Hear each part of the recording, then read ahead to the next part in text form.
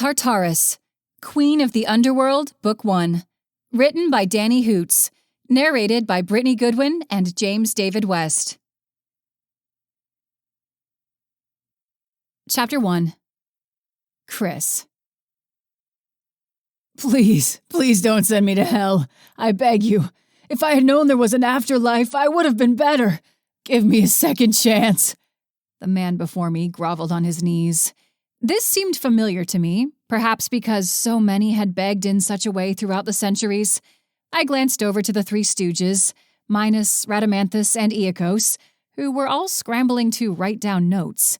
Apparently, I judged faster than my father Hades had. It made sense. My heart was no longer in it. Not since my father was wrongfully sent to Tartarus. To Tartarus! Cerberus! I shouted for the puppy to come get his next victim. Cerberus was definitely not a puppy, but I had grown up with him, and in my eyes he was just a cute, innocent animal. Cerberus came galloping into the room like a large, uncoordinated elephant, and he grabbed the man by the back of his suit jacket and dragged him to be flung into Tartarus. The man screamed the entire way. I stood up and stretched. It had definitely been a long day, and I was ready to call it. The more years that had passed, the more humans it seemed needed to be judged. Were there really that many more people in the world, or was it just that many more were on the line between good and evil? It didn't matter to me, however, as the underworld never ran out of room. It was cool, but also a little unnerving. How many are left? I asked the three stooges. Minos peered up at me. 3 more, Goddess Chrysanthemum. I sighed. How many times do I have to tell you? Just call me Chrys. He nodded. Right, sorry. He was never going to get it. They rarely talked to me when Hades was around, and now that he was gone, they'd begun to acknowledge me with my full title. I didn't care for it, as I didn't feel like this was the place where I belonged. It should be my father judging souls and sitting on the throne of the underworld, but it wasn't. Fine, send them in. After the final 3 were judged, I quickly got out of the throne room and headed toward the balcony that overlooked the underworld. This used to be my favorite place to look out and see my father's world, but now it was a place that only stabbed my heart and kept me moving toward the goal I wanted to achieve. The sky, which was made up of Oceanus, sparkled like lapis lazuli. In the center of the underworld was a waterfall of souls as they descended into Tartarus. Countless souls screamed as they fell into the pit of despair, where the Titans were chained for the rest of time, where my father was. I wanted to cry, but the tears had run out months ago. 2 years had passed now, and I wasn't any closer to achieving my goal. What was I supposed to do? How would I get my father back? After the fight and everything had happened, I begged Hermes to try to fish him out like he had done for Huntley and me. But too much time had passed. When Huntley was sent to Tartarus, only a minute or so had gone by, and Hermes was at the ready. When my father was sent to Tartarus, a few hours had passed, not to mention that Cronus, my grandfather, whom the Olympian gods had defeated and chained down there, would use all his power to pull any god down as fast as he could, so that they could endure the same pain as he had. I felt one tear escape and roll down my cheek. So I could still cry. That was a surprise. I wiped it away and closed my eyes. If I focused hard enough, I could almost hear Cronus's voice taunting me, telling me what eternal torment was like. I didn't want to hear it, but I couldn't help it. It was the only connection I had with my father, even if it was gut-wrenching. When I'd tried to find a way out of my marriage to Zeus, I had fallen into Tartarus. It was as if something had grabbed me and pulled me down. For a brief moment, I learned what eternal torment was actually like. I could hear a voice, and I still wasn't quite sure who or what it was. I opened my eyes. It didn't seem I was going to get any information out of Cronus today. I took a deep breath and leaned forward against the rail. This was all Zeus's fault. If he hadn't tried to kill me, then marry me, we wouldn't be in this mess. He didn't like my power, and because of it, he kept attacking me. Then my father had gotten in the middle and was banished from the world and stuck in Tartarus. I think Cronus did the same to Zeus and to Poseidon, and they were all down there now, enduring the wrath of their own father. No, I couldn't just blame Zeus. This was also my fault. If I hadn't left the safety of the underworld, if I hadn't listened to AJ and gone to the mortal realm, this wouldn't have happened. If there was anyone to blame, it was me for not listening to my father. And AJ, since he was the one who had informed his father Poseidon about my existence, I could blame him as well. So much time had passed, and yet it felt like yesterday. I bit my lip, wondering if I should visit my mother anytime soon. She hadn't come back to the underworld since father was sent to Tartarus, as she no longer had a reason to come. I didn't feel that she didn't love me. She tried everything she could to save me from Zeus, and then Prometheus and Apollo, but I was a little hurt that I hadn't heard a word from her since the funeral. Perhaps she was trying to give me space, but did I want space? No, I wanted my mother to comfort me. She had never understood that throughout the years. It was getting late, and I knew Huntley was preparing dinner, and by preparing, I meant he was helping the chef pick out what to serve. Although Huntley was getting better at cooking, he wasn't nearly as good as the chef I had hired. Huntley was good at knowing what I wanted to eat at any given moment. It was as if he could read my mind. Being officially husband and wife was rather strange. We had fought for our love and against Zeus for that entire year, and to find out that we had already been married was shocking to say the least. For the past 2 years, we had become closer, and Huntley was the first human prince of the underworld. He thought the title was cool, but I had a feeling it was a lot for him to handle. Not many humans became the spouses of gods and survived, although since we were in the underworld, it was a bit easier. He was already dead and could be there without any problems. I didn't have to worry about him dying. That is, as long as he wasn't sent to Tartarus. Taking a deep breath, I headed toward the dining hall. I glanced down to find I was still wearing my queen-like dark dress. With a wave of my hand, I transformed my dress into some jeans and a band t-shirt that had the album cover for Die Creator's Panopticon. It was a new album that I enjoyed a lot with Huntley, and he was able to snag it the last time he went up to visit POTUS and Mel. My long brown hair was no longer up in a cute bun, but curly and down. I preferred it down, but it got in my way while judging. Opening the doors to the dining hall, I found that dinner was cottage pie. The heavenly aroma of ground beef, thyme, and oregano came wafting to me. My stomach growled, and I was excited to eat, bringing my depressive state to a halt, at least for the time being. Huntley hurried to me, his shaggy brown hair clipped back and out of his face. Huntley hugged me. Did you have a good day? I nodded. Yeah, same as usual. Well, that's good. I had the cook make some cottage pie, and for drinks, Guinness, of course. I laughed. Of course. He grinned as he pulled my seat back for me. I even got to help with the gravy. I added some Guinness in it to bring out the flavors. I hope you enjoy, and dessert is going to be even better. I raised an eyebrow as I took a seat. Oh, and what is dessert going to be? That's a secret. He also sat down. Now let's dig in. I took a bite of the cottage pie. It was still steaming, and I burned my tongue a little, but it healed right away. One good thing about being a goddess was that I didn't have to wait for my food to cool. I couldn't imagine that burning sensation staying and it feeling off for a few days like Huntley told me about. That would suck. This is wonderful, Huntley. I'm so glad you found a fun hobby you love. Thank you. You know, you can always take a little time to find yourself a hobby. Seems like lately you just roam around, lost in thought. I wasn't sure how to reply to that. Sure, I had been roaming around mindlessly, or at least that was what it looked like to others. Truth be told, I had been searching through all my father's things, looking for a way to open the gates to Tartarus. So far, I hadn't found anything. Besides zoning out and listening to music, I don't know, Huntley, that sort of is my favorite thing to do. He laughed. Yeah, that is fun. And I have a little less time than you in that regard. Just having some time to zone out is nice. He didn't say anything, but frowned. I felt a little bad, as I had suggested he didn't have an actual job down here, but that was true. He was human and didn't have powers. That didn't mean I loved him any less, Not to mention his cooking skills were getting quite good. We finished up our meal, and Huntley went into the kitchen to grab the dessert. When he came back, I found that he had made some creme brulee.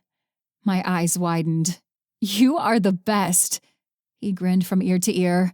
"And don't you forget it." Chapter 2. Huntley. It has been 2 years since Hades had, in a sense, died, and Chrys still wasn't back to her old self. Granted, I never expected her to go back to normal, as losing a parent changed a person. One would always mourn, but there was something more with Chrys, something she wasn't telling me. Part of me wondered if she was trying to find a way to open Tartarus. I couldn't believe she would do that even if it was for her own father. I had to admit, Hades' castle was rather quiet without him, especially since there were no more fights between him and Persephone. Chrys and I didn't argue, although we hadn't been a couple for as long as they had been. Even then, I doubted we would fight as we didn't have anyone on the outside trying to break us up. Persephone had everyone thinking Hades was a horrible person, and that pressure could build up. Also, Chrys wouldn't sleep with any other men. That was a fact. I got up out of bed and stretched. Chrys had already gotten up and gone to work. She was drowning herself in work to push back thoughts about her father. Although I had a feeling it was doing the opposite. Everything down here would remind her of her father, not to mention she was acting more and more like him every day. At least she didn't threaten me like her father used to. Smiling a little, I wondered what he would have said to me after everything was through and Chrys and I were officially married. He was going to chew me out. I just knew it. I wished he'd get the chance, as I'd rather him hate me forever for taking his daughter than this. But there was no use in wishing such things. No one escaped Tartarus. Well, that wasn't true. I did, with Hermes' help. But that was different. He was able to because I was human and I hadn't fallen that deep. And my father wasn't down there waiting to take his revenge out on me. Well, maybe. If my father was dead, he would more than likely be in Tartarus. I changed into some old clothes that I didn't mind getting dirty and headed toward the kitchen. The chef, Luke Maddock, had been a world-renowned chef from Wales. He was even on a few different baking and cooking shows before he passed on. Chrys hired him shortly after she'd become queen, and since then I have been learning from him. I had no idea what he had in store for me today, but I knew it would be fun. Even after 2 years, I was nowhere near as good as him, which made sense. He had been cooking for over 40 years. Perhaps I would get as good as him and I would feel as if I had a place in the castle. I was Prince of the Underworld, or at least that was what many of the people who worked here called me. I didn't like the title, as I did not feel like a prince. I just felt like some human who'd gotten caught up in the middle of some mythological tale. I wasn't a hero. I was just trying to save the girl I liked. I arrived in the kitchen to find Luke gathering some items from the fridge and pantry. He noticed me walk in and clapped his hands together. "Do I have a surprise for you?" That was never good. I was glad I'd worn some old clothes because whenever he said he had a surprise, I got food all over myself. And what's that? "Today we are going to make some ice cream." That sounded easy enough. I grabbed an apron, even though I knew it didn't matter what I wore over my clothes. They still got messy. Great, where do I start? Ice cream should not be that hard to make. One had to add milk and then eggs with sugar, and it had to be mixed at just the right temperature, and then the gelatin, and again, everything had to be at the exact temperature. And then after all that, we had to wait. I don't know if people knew this about me, but I didn't like waiting. I was a bit impatient at times. "You need to learn to be calm, Huntley, otherwise you will not be a great chef," Luke commented as he watched me move back and forth. His red hair was still styled like it had been that morning, unlike my hair, which I had run my hand through 1,000,000 times. "You sound like everyone else," I said as I stopped and rubbed my face. "Regular life is different. As long as you aren't hurting anyone, impatience isn't a bad virtue to have. But when it comes to cooking, it could be the difference between the best dish in the world, or underworld, and the worst. He had a point there. I had learned that the first time we'd made a cake. Let's just say I wasn't allowed to bake for a while. Luke waved his hand. Besides, we've already begun the broth for tonight's dish, and the eggs are in the fridge, soaking in soy sauce. Honestly, you could head out and get other things done. You don't have to wait here the entire 4 hours or so. He was right. I didn't need to, but I didn't know what else I was going to do. I could work out? Yeah, that sounded good. I could shoot a few hoops by myself, take a shower, and then come back here. I nodded. Yeah, I'll get out of your hair. I'll be in the gym if you need me. Sounds good. I'll get a simple lunch going for all the workers here and for your highness as well. I was going to correct him, as I didn't want to be treated like royalty. But there was no point. Everyone here did it no matter how many times I told them otherwise. It was what they were used to. Making my way through the corridors, I wondered how busy Chrys was today. She always got up early, but it seemed like she'd gotten up earlier than normal. I just hoped she would take a break for lunch today, as I didn't think the Three Stooges appreciated it when she was smacking on a sandwich while judging people. It was totally her style, though. I glanced around. The entire castle was like something out of a gothic horror story. Chrys originally convinced me that Dracula lived here, and I was freaked out for weeks. Then AJ finally let it slip that she was lying. I clenched my fist at the thought of him. It was his fault all this had happened. He had betrayed Chrys for eternal life. Now he was in Tartarus where he would get what he deserved. The castle scenery grew on me, mainly because it was pretty cool to be living in a castle that looked like Dracula's. It was even more fun to sneak around when Hades was here with the fear of getting caught. It was like a horror movie. I made it to the gym and grabbed a basketball and began picking random places to shoot from. This was a lot more fun when Chrys had more time and we would dick around, playing different sports such as soccer or tennis. It was one of the things that I was supposed to be tutoring her in because I was a great tutor from Earth. Yeah, that was a lie, and Hades totally knew it. But he let me stay around, and Chrys and I began to fall in love. Well, I mean, I fell in love with her right away. She was the princess of the underworld and a goddess, so of course I was love-struck. But I knew better than to try to woo a goddess.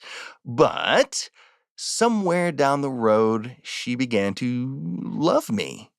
I wondered when that had begun, and if Hades realized it anywhere down the line.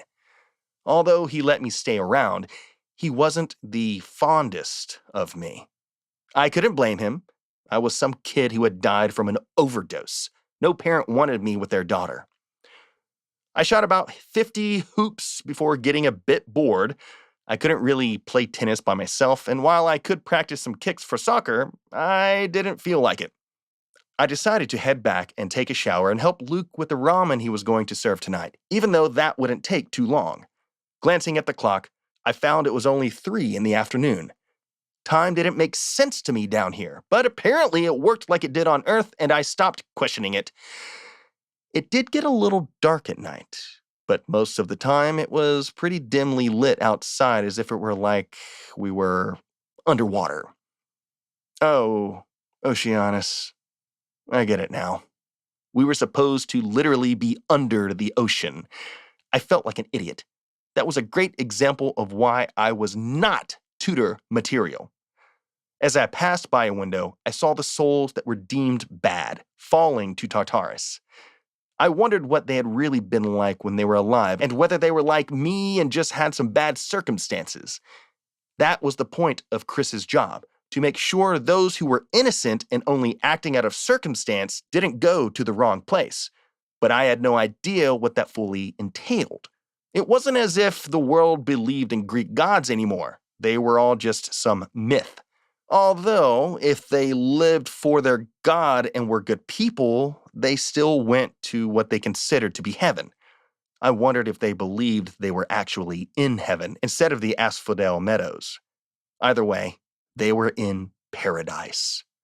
Turning my attention back to where I was going, I headed to the showers. Chapter 3. Chrys. I had some time before dinner, so I headed toward my father's old study. I stepped inside, my heart feeling as if it were being crushed. I took a deep breath and began searching yet again. This was probably the 100th time I had searched the room. I hadn't moved anything out of there or anything into it, as I felt there was something there that would be a clue to how to get my father back. Huntley figured I was being sentimental in why I hadn't moved my stuff in here to work on, and maybe that was part of it, and the fact we had a lot of rooms I could work in. But really, it was because I wanted to search this area in peace. And that's what I was doing. Again. It had been a while, as I had given up many times in believing something was there, and I had searched for answers in his bedroom as well, but I hadn't found anything. Most of these books were just records of all the people judged, all the times Hermes came into the underworld, and any notes from Zeus or the rest of Olympus. There was a lot of hate mail from Demeter as well. I felt bad for Father in that regard. She was a bitch to me when I'd met her as well. Then there were some love letters from my mother when they first got married. I tried not to gag on those. But there was nothing old enough to refer to Tartarus. Tartarus had been created by Zeus to seal away the titans they'd fought, including their father Kronos. It also housed any evil soul, human, god, or demigod that died. Then the other afterlife worlds were created. Asphodel Meadows for the humans, and Elysium for the gods and demigods, and Hades was to rule them all in the underworld. People acted like it was a horrible realm to rule, but it was actually quite nice, as there weren't many people to deal with, except the dead, and one didn't have to deal with nosy gods, excluding Hermes randomly showing up, of course. There were a few gods who lived in the underworld, but they were off doing their own business. There was Charon, who rode people to their designated afterlife if they weren't going to Tartarus, Macaria, Hypnos, Morpheus, Nyx, Hikati, Thanatos, the Fates, and the Furies. So there were a few gods down here, but most kept to themselves. I hadn't seen most of them in months other than Charon. He was the only one who didn't keep to himself. I began pulling books off the shelves and flipping through them to double-check their contents before putting them back. Father's study was rather large, so it was going to take me at least an hour to get through a quarter of the study. I would have to come back here again to go through the rest, but I had to start somewhere. The first shelf had books about all the residents of the underworld. I had read each and every one of them multiple times in the past 2 years, and none of them seemed to have powers that would help me in this quest, not to mention that they would probably try to stop me. I had to figure this out in a way that wouldn't lead to people finding out what I was doing. The second shelf had accounting books that talked about when people were buried with coins. I wondered where those coins went, and I supposed if I really wanted to find out, I could go through all the accounting books in detail instead of simply flipping through them. It would explain why my mother always had money to spend. Years of coins had started to stack up. I sighed as I finished looking through the last book. There was nothing to help me. As I began to put the book back, I noticed there was a piece of paper stuck to the back of the bookshelf. It appeared old and worn, and I carefully peeled it off the wood and examined it. It was definitely my father's handwriting, but I couldn't read it. It had to be in some ancient language that none of the gods used anymore, or in some language that he had made up. I wasn't sure which, and had to find out. Perhaps I had finally found my clue, or I had simply found the warranty slip for these shelves. Either way, I needed it translated. Hey, what are you doing in here? A voice said behind me. I jumped and quickly stuck the paper in my back pocket. Turning, I found Huntley standing in the doorway, his hair still a bit wet. I shrugged. I don't know, just looking around. I got done early today since I went to work early and decided to see if there was anything in here I should begin thinking about throwing out. He watched me carefully for a moment. You know you don't have to push yourself, right? This room can stay here for all eternity if you want. It's not like we need the space. I know, it's just that it's a lot of boring accounting. I don't need to be reminded of my father, you know? I guess that's true. Whatever you want to do. I'll support you 100%. You know that, right? I nodded. Yep, I do. And it's why I love you so much. Giving him a quick kiss, I turned back to the bookcase. Anyway, I'll be in here when dinner is ready. Just come get me, okay? Looking forward to whatever you're making. Right, I'll do that. Get some rest too, Chrys. You deserve it. With that, he left me working there. I thought back to what he said about supporting me 100%. If he knew the truth of what I wanted to do, would he really not stop me? I knew that if I tried to get my father out of Tartarus, the odds were that every soul, including the Titans, would be released. It was, however, a risk I was willing to make. My father didn't deserve to be down there, and if I released everything, I could just try to pull it all back. No harm done. At least that was what I was praying for. Hours passed, and I didn't find anything else like the note I'd found. Apparently, it was the only note that had anything in the language my father wrote in. I knew every human language. I had been tutored by dead humans all my life after all, and this wasn't anything like any of them. It had to be the language before humanity, which meant I had to find an old god who could read it. Luckily, there were some old gods here in the underworld. I would have to travel to Maka's first, as she was the one person I trusted most. If she didn't know, she could point me in the right direction without asking too many questions. I could explain that I thought it was a note to me from my father. Most people would buy that. I would feel bad about lying to her. However, I had to do this for my father. I didn't have a choice. Heading to the dining hall, I inhaled a wonderful scent filling the corridors. My mouth watered. It definitely smelled like ramen. Huntley loved making food from all over the world, and I was glad I was able to convince the chef to teach him. At first, he was hesitant, as Huntley still appeared like, well, Huntley. He was a punk through and through, but that was what I liked about him. He wasn't afraid of being himself, and that was rare. He and the chef were now good friends, and Huntley was getting pretty good at cooking everything. I burst through the doors. "I smell ramen!" Huntley laughed as he was dishing out some of the sides to place on top. You always did love ramen. Of course, there is so much you can do with it, especially with the toppings. Each time you have it, it's a different experience. That's definitely true. Well, I hope you like it. I added a little more spice this time, and we put in some braised pork belly and egg, and of course, bean sprouts and corn. My mouth was watering a lot now. Huntley took out the chair for me, and I grabbed some of the chopsticks and began slurping down the meal. It was perfect. I added a little garlic oil on top because I loved garlic and because it brought out the flavor of the pork belly.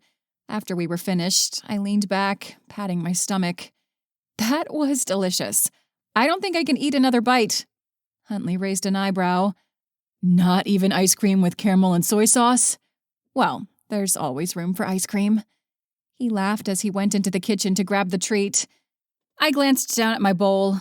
That was truly an amazing meal. Huntley could pick up a lot of skills if he kept to it. I wondered what else he would be able to do with all the time in the world on his side. And how long would it take for him to realize eternity was a miserable existence?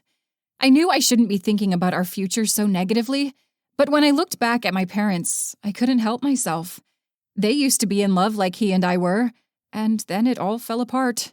Granted, I didn't have to deal with Demeter and all those bitches in Olympus, but Huntley was human. Would he realize that paradise was waiting for him and eventually leave me? And would I be able to deal with that? Chapter 4. Huntley. Last night, Chrys seemed happy. I was glad I was able to make her smile with the ramen, but when I'd come back with the ice cream, that mood seemed to be swept away again. I tapped my forehead with my fist. What could I do to make all this better? What could I do to make her truly smile again? She was a goddess! She had all the time in the world to mourn. I wasn't used to the idea of centuries passing, so I tried my best to be patient. I had been in the underworld for a few years now, but I still wasn't even technically 30 in human years. Time was starting to go by faster. I noticed that, at least. Was this what it felt like for all humans? Or was it just because I worked with gods now? I tried to think back to the last time I had an actual conversation with a human. I couldn't remember. I had only interacted with gods for the past few years, if not demigods. All the humans whom I interacted with were just bartenders, taxi drivers, and stuff like that. None of my friends were human. Not that I ever had friends when I was human. All the humans I had known sucked, and I didn't like thinking about them. At least now I had friends even if they were gods. Then it hit me. The chef was human. I sighed. I had forgotten since I had met him in the underworld. Most of the people who worked there were human. The chefs and artists were chosen by Chrys, whereas the ones who did laundry and such were human on the border of going to Tartarus. If they worked for a decade, then they could go to Asphodel Meadows. The ones who were already going to Asphodel Meadows had their choice between there or Elysium, depending on if they had any friends or family they wanted to see in the afterlife. Most stuck to the human afterlife, but a few, Chrys said, had gone to Elysium. I wondered what paradise was like. I couldn't imagine anywhere better than here, as Chrys was with me. Sure, we had to deal with day-to-day things, other gods, and all that drama, but I felt that was what kept one going, which was easier to say now that there wasn't drama. If every day was the same and perfect, would it have any meaning? Perhaps if I were in paradise, I would have a different feeling about it. I knew I should get up, but our bed was comfy, and I didn't want to. I liked staring up at the wall, having deep thoughts. Chrys and I used to do it all the time while eating pomegranate seeds, but those days were now few and far between. I missed those days. I just had to keep giving her time. I couldn't let all this bother me, but it did. Perhaps tonight I would see if she wanted to have a chill session with me and listen to some music. It would make us both feel better, I believed, and she could tell me what was on her mind. There was definitely something going on with her, and she needed to open up or it would eat her up inside. It did for me when I had been human. Nothing good ever came when bottling up. One had to find the perfect person to tell, however, and those people could be rare. I took a deep breath and finally got up. I didn't feel like cooking today and decided it would be a good day to take a stroll and see what was going on with the rest of the castle. Sometimes I would go weeks without going to one whole section of the castle. It was strange living somewhere so large. I told myself it was like living in a town, and sometimes you just didn't travel in certain directions because you didn't need to. Changing into some comfy clothes, which was just a band t-shirt, falling in reverse, jeans, and chucks, I headed to the kitchen to let Luke know what I was up to for the day. He told me I needed a break anyway, and I wandered off in a random direction. I passed by Hades' old study. I had a lot of memories of that place, as it was where I found the pomegranate seeds. It was also where Hades gave me the Lethe vial to give to Prometheus. I was still really pissed off at him for betraying me and everything and kidnapping Chrys like he did. Pothos and Mel were supposed to alert me if they ever found him again, but so far they hadn't found any clues. He was good at hiding. I gave him that. I didn't feel like taking my wrath out on Apollo, mainly because we needed the sun and he was just going along with it for fun. And he scared me. As I moved farther through the castle, flashbacks of when Gwen, AJ, and I used to hang out and play games, talk about the world, and hide from Persephone came flooding back. I hated AJ, but I didn't have many memories of this place without him. That would change, of course, but at the moment they were still my favorite memories. We used to be so carefree back then, before shit hit the fan. I wished we could go back to those days. Was this what it felt like to become an adult? I had hoped to skip that part of being dead and all, but alas, here I was, looking at my past like I could change it. That made me laugh a little. I was finally understanding what some of my teachers were referring to, at least the ones who actually cared to teach their students. In the area I grew up in, not many teachers liked their students, but some stood up for us. Some wanted us to be successful. I didn't believe it was a teacher's job to make sure everything was fine, but at the same time, it could mean so much to a kid. It meant something to me those few times, even if in the end I couldn't be saved. Maybe it was a bad idea to wander and let my mind go where it wanted. It brought back sad memories I didn't want to deal with. At least now I had Chrys, someone who loved me and would never leave me. I would cherish her forever. Deciding it would be better to let off some steam by shooting hoops and working out instead of wandering like this, I headed toward the gym. Working out created endorphins, right? At least that's what Legally Blonde taught me. The day went on, and after dinner, Chrys and I headed back to our room for the evening. We got halfway there when I stopped her. Hey, I have an idea. How about we have some pomegranate seeds? Her eyes perked up for a moment at the idea, but then the brightness flickered away. I don't know. It feels wrong to me to get high like that when I have so many duties, you know? I feel like I would betray my father and not always being at my most alert. What if something happened while I was intoxicated? She had a point there. I grabbed her hand. But think about it like this. He had them stashed away in his room because he was using them when he was the ruler of the underworld. You really would be doing exactly what he was when he was alive. I watched as she started pondering that thought. Perhaps I had gotten to her. Fine, but only for tonight. I don't want to regularly use them anymore.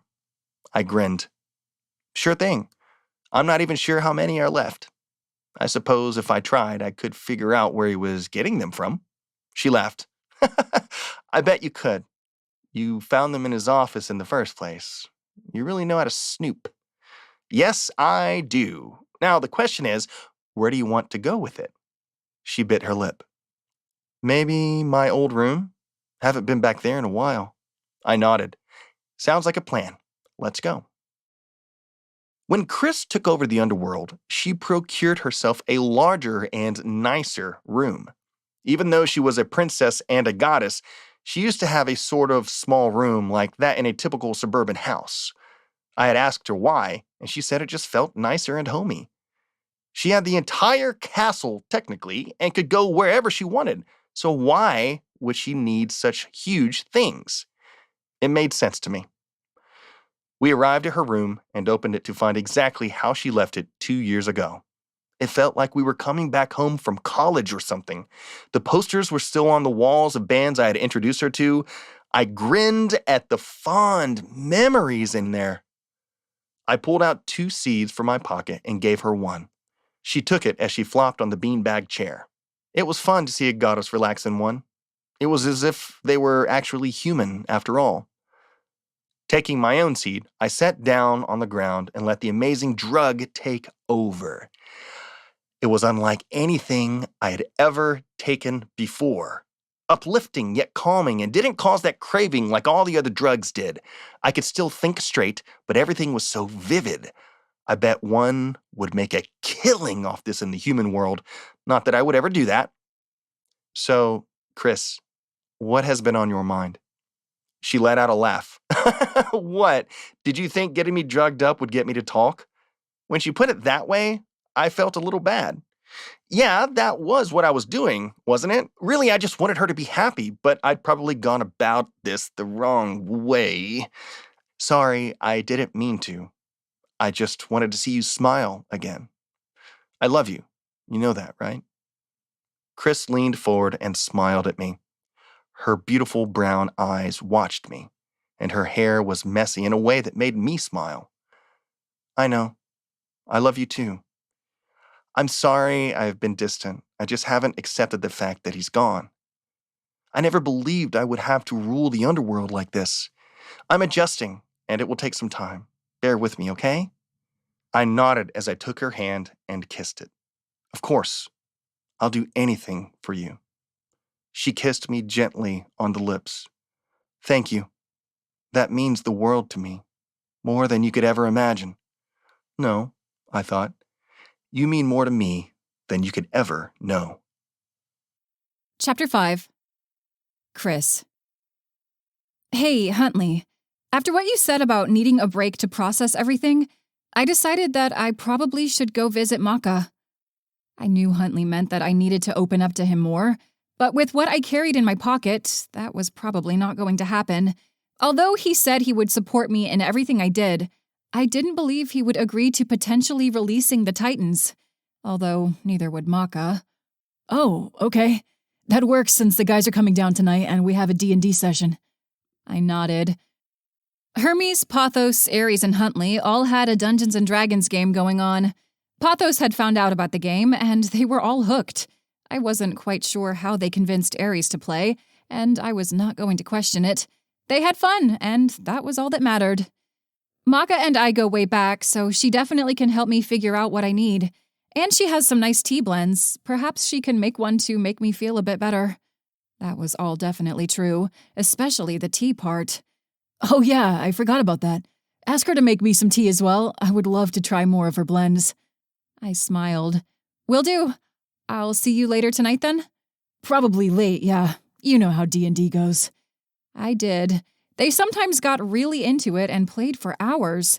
Sometimes I wouldn't see the others leaving until the early morning. We were all gods, so it wasn't like we got that tired, but still, even Ares was having fun. I would have to try it sometime. Huntley gave me a kiss and headed toward the kitchen to prepare snacks and dinner for his guests. I changed into a cute dress. Maka preferred that sort of thing, so I wanted to be on her good side, and headed out the door. I had alerted Karan that I needed a ride. I thought about just going on my own, but last time I did that, I thought I was going to die. Karan was at the ready, and I climbed aboard the gondola. Queen Chrysanthemum, it is a pleasure. I took in a deep breath, then let out a sigh. I could tell this was going to be a long trip. I leaned back and closed my eyes. So, I have to tell you this joke. He began laughing before even saying it. I had a feeling watching him tell it was funnier than the actual joke. Okay. So, 2 elephants walk into a bar. He started to chuckle again, which made me laugh. The bartender asks, "What would you 2 like?" And the first elephant says, "A martini." More laughter. I shook my head. And the bartender says, "Okay, what about you?" And the second elephant says... Karan moved his hand in front of his face and acted like an elephant with the sound and everything. He laughed so hard he almost fell into the river. That's a good one, Karan, I said. It was funny, but it was a lot more entertaining to watch him tell it. I thought you would appreciate it. You seem a little down. I felt a little warmer, knowing he was just trying to make me smile. Thank you, Karan. It definitely made me laugh. I know, I'm amazing. Now, how is your mom doing? I haven't seen her in a while. That was because she abandoned this place the moment she no longer had to come here. I think she's catching up with her mom. Ah, Demeter. That goddess is such a bitch. She may be the goddess of fertility, but she sure has an angry side. I'm glad your father was able to stand up to her. It would have been sad to see his heart broken. Karan had been serving my father since before my mother was in the picture. I had forgotten about that. I bit my lip, wondering if I should ask him about the note. I was about to when I realized he never could keep a secret, so word would quickly get out about what I was doing. I had to wait for Maka. Karan, what was my father like before he met Persephone? That was so long ago it is hard to completely recall. But your father was definitely a recluse. He didn't like dealing with any of Olympus and was a workaholic. You described my father when he was with my mother, not before. He laughed. Yeah, but it was different. When Persephone came, he was a lot happier, and there was a certain glee in his step. He stopped pushing all of us away and started throwing more events, dinners, and the like. Then I came along, and he had to stop all that so I wasn't discovered. No, all the underworld knew you existed. We were sworn to secrecy. Everyone just became more and more busy with the increase in numbers of humans, and the rest was history. Your father, up until his death, was still happy because of both your mother and you. You just had to know him well enough to see it. That was true. He didn't like showing his emotions. Karan went on. He loved you, but then he didn't know how to love, or at least I don't think so.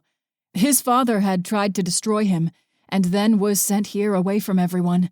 Although he says he doesn't like the other gods, I can't help speculate if deep down he felt left out by them all. I wondered if Karan was right. I had always believed he despised them, but what if that was just how he coped with being down here by himself? The rest of the trip went by smoothly, although Karan did keep telling embarrassing stories of when I was a kid. Apparently, I was self-conscious about my tongue size and didn't know what a kiss was. I felt so thankful when I saw Maka waiting for me on the pier. I ran straight to her and wrapped my arms around her. Thank goodness, save me from this scary man, I whispered to her. She laughed. Leave poor Karan alone. He means well. He said that you secretly dye your hair. Her face went serious. I'll kill him. We both started laughing as I grabbed my stuff and thanked Karan for the ride. Maka's home was just as I remembered it. The scent of herbs filled the entire house. Little trinkets and plants littered the areas, and the sofa set was covered in a floral design. The walls were painted a light green, and the hardwood flooring was dark but fading just a tad. Sit down. I'll bring out some tea and sweets. Then you can tell me why you wanted to come out here this time. She disappeared into the kitchen. I called out to her. Perhaps I just wanted to visit my friend? Sure you did. She knew me all too well. After a few moments, she brought out a plate of cheese that was covered in flowers and herbs with some seeded crackers. She poured a light-colored tea into 2 different cups that were both covered in floral designs. She really liked her flowers. What type of tea is this? I asked as I sniffed. It smelled very floral. It is jasmine tea. It's relaxing but gives a bit of energy. Take a sip and see what you think. I took a sip. She was indeed right. It was calming. It was sweet, too, and didn't need anything added to it. I set the cup down as it was still a little hot. Maka set her own cup down. Now, tell me, how have you been? I gave her a look. What do you think? She placed her hand on my knee. I know it is hard. You are strong for taking up his duties. Not many could take his place. I don't want to take his place. I just want him back. All things come to an end, Chrys. Your father knew this, and that is why he prepared you to judge the souls of the dead. I slammed my fist against the coffee table, making the cups shake a bit. But it's not just that he's dead, he's in Tartarus. He should be in Elysium. He doesn't deserve to suffer. She was quiet for a moment. She picked up her cup and took a sip. All the underworld knows this. We are heartbroken.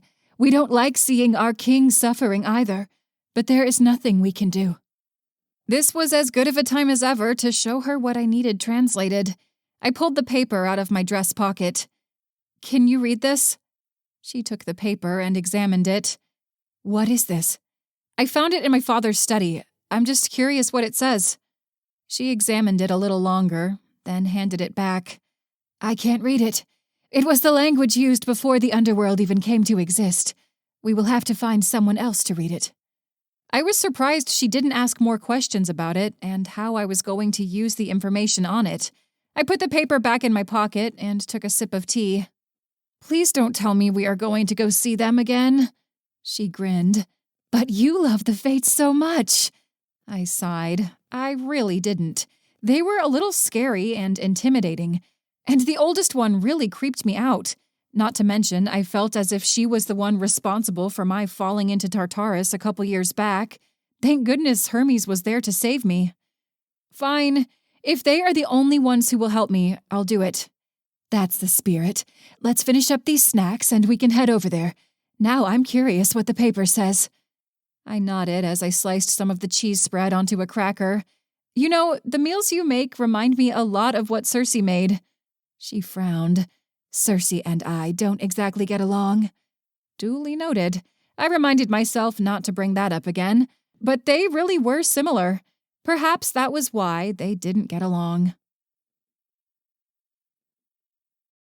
Chapter 6. Huntley. I always hurried out to the balcony when Hermes was to arrive because he always put on a show. Also because it was fun to see him carrying Ares on his back and Pothos like a girl in his arms. Pothos, of course, was never ashamed of being carried in such a way and always posed like he was Marilyn Monroe or something. But Ares always had a scowl on his face. Then again, that was just how his face appeared. Hermes landed, and the 2 other gods jumped off him. He posed like a hero. We are here for the Dungeons and Dragons, even if there haven't been any Dungeons or Dragons. No Dungeons or Dragons yet, Pothos added. Not my fault your group keeps getting sidetracked. Hermes pointed at him. Hey, this is your fault for including dino races. You think we weren't going to get sidetracked wanting to ride dinos? He had a point there. I really wanted to ride them too. Hermes ended up winning, and Ares lost. I had never seen him so pissed. It was epic. I clapped my hands together. Well, Chrys is gone for the evening, so we have the place to ourselves. Not that that really matters, since she stayed clear of you all. But I made some jalapeno bites, some spanakopita pockets, chicken wings, guac and queso, and loaded potato skins. Pothos slapped my back. Huntley, why couldn't you have picked up this hobby when you were living with me? Your food is amazing. Well, I didn't have a chef to teach me back then, and he did a lot of the work tonight. I just helped. Well, if Chrys ever kicks you out, you can most definitely come back to live with me. I laughed. Thanks, I'll let her know. We all headed toward the game room I had set up for these nights once a month, sometimes twice if we could manage it. Everyone settled in their spots, and I went to help bring in the food as Pothos set up the map and got our tokens out. I brought in all the large serving dishes and scattered them around so that everyone could pass them to whomever. Oh, man, that smells good, Hermes said as he took in a deep breath. You can become my wife whenever you want, Huntley. Just say the word. I blushed. Hey, knock it off. I'm married. Chrys wouldn't appreciate you saying that. Ares was stuffing his face with a spanakopita already, along with the chicken wings. It made me a little happy that he enjoyed my food. Who else could say that the god of war liked their cooking? Well then, should we get this game started? Pothos asked as he picked up a D20. I took a seat and began munching on some guac. Let's do this! Pothos began the game. To recap, last time you were searching for a dark wizard who was bringing evil to the land. The country has had plagues, bugs, everything imaginable for the past few months. They have no water, crops, and are going to perish unless you could find what is causing all this. You were given the information that a strange man was seen heading to the mountains before all the disasters hit, and that is where you are heading. You are still 5 days away. Hermes glanced at Ares and me. I say we keep heading toward the mountain. If we can find a nice river, we could move a little faster. I roll for investigation. He rolled the die. It was a 2. Fuck! 5 total. Pothos laughed. Yeah, so you see trees and ground and, plants exist. Ares stuffed some chips in his mouth. I thought you were supposed to be some genius bard. Well, it doesn't help that my dice hate me. He snapped his fingers and a new set of dice appeared. There, that's better. Pothos held out his hand. Let me see those. And if I refuse, I'll consider all your rolls to be 1s, and you will die quickly. Hermes sighed. Fine. He snapped his fingers, and the dice disappeared. Yep, I knew it. Trick dice. Well, he is a bard and a trickster god, Ares said. What did you expect? I expected the god of athletic contests to be a better sport. Ha! Joke's on you. I'm also the god of thievery and cunning. I just do what I want. I wondered if he and Loki were really the same god but different stories. I could definitely see Hermes doing most of what Loki did in the stories I read about when I was younger. I picked up my dice. As a warlock, I roll investigation so I can see if I can find the river. I rolled the dice. 12 plus my modifier, so 16. Pothos checked his papers. You hear some water in the distance ahead of you. Do you proceed? I glanced at the others. They all nodded. Yes, we do. We headed toward the water and used our collapsible rafts and made our way to the mountain via the river. As our characters got closer to the mountain, the harsher the water became. Pothos glanced at his sheet. So, do you get out, or are you going to proceed? I took a bite of my chicken wing. It was barbecue flavored, one of my favorite sauces. When Pothos says it like that, I feel like he's up to something. Should we get out? Ares narrowed his eyes. Or is there something in the forest, and he's trying to get us to be attacked by that? Hermes waved his hand. It's both. Pothos is sadistic and can read our thoughts. He knows with how chaotic we are that we need to plan for both. So should we stay? I asked. Yes, it's getting us there faster. Pothos grinned. Roll for initiative. We battled the rapids, then merfolk, then some kind of river shark, which I still didn't think existed, and that was all before we camped for the night. We were at the base of the mountain now and shaved off 5 days of walking with the boat ride. And we leveled up from our fight. I quickly added the numbers from a level 3 warlock elf to a level 4 and increased my ability score. I added it to intelligence because we definitely needed it in this game. Ares just focused on strength for his half-orc fighter, which wasn't a surprise. Hermes had a human bard, which was also not a surprise. He tried to sleep with as many townsfolk as he could. He was also clever, but didn't ever roll well. It's dark now. Do you all want to take a long rest before you start to scale the mountain? I nodded. I think this is smart. We can trade off who is keeping watch, then we will be back to full health, and Hermes and my character will have their spell slots back. Pothos jotted some notes down. I always hated it when he did that. All right, who is up first? Ares grunted. I'll stay awake first. I have the least damage. Ares did know how to fight. I gave him that. He rarely got hurt bad, not to mention he rolled well. I wished I could roll as well as he usually did. Wait, did that mean Ares was using trick dice? Pothos never checked his dice, just Hermes's. Did he not think Ares would cheat, or was he too afraid to ask? It was probably the latter, or at least it would be for me. Roll for investigation. Ares rolled. 22 total. Everything is fine and dandy. It's a nice night, and it seems the merfolk are all gone, and there are no monsters nearby due to the evil aura tonight. That was good to hear. I did not want to go into battle again. Although I knew what it was like to fight for real, I couldn't help but be nervous even in a game. You never knew what was going to happen and whether you would have to make a new character. That always sucked. It was my time to watch for the night. I also rolled a high number and didn't find anything out of the ordinary. Pothos flipped through the papers he had. How about we take a little break and then start the next day? I need to make sure everything is in order. We all got up and stretched. Most of the food was gone. I figured I would wait until our next break to bring the desserts. I had made some cheesecake bites, brownies, macaroons, and orange and white chocolate cookies. Just the thought of them made my stomach hurt. Hermes stepped up to me. So, where did Chrys go for the evening? Maka's. They haven't visited in quite some time. I figured it would be good for her to just chill for a bit. Hermes nodded. Yeah, that light in her eye hasn't come back, has it? I don't blame her. But I also don't like seeing her like this. I just wish there was something more I could do for her. I feel helpless. Hermes patted my back. You are doing everything you can. You have made a great husband, greater than any that I have ever seen. You two belong together. She just needs time. Give her a century or so. That sounded like a long time, but it was nothing to these gods.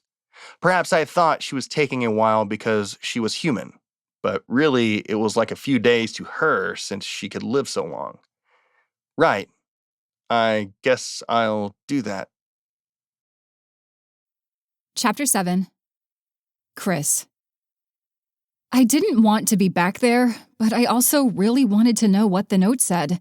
This was all a price I was willing to pay to learn the truth about Tartarus, or at least potentially about Tartarus. For all I knew, it could have just been a recipe for the best cake in the world, which wouldn't be a terrible thing, but then I would be at another dead end for getting my father back. Maka knocked, and the three fates opened the door. All of them became wide-eyed when they saw me.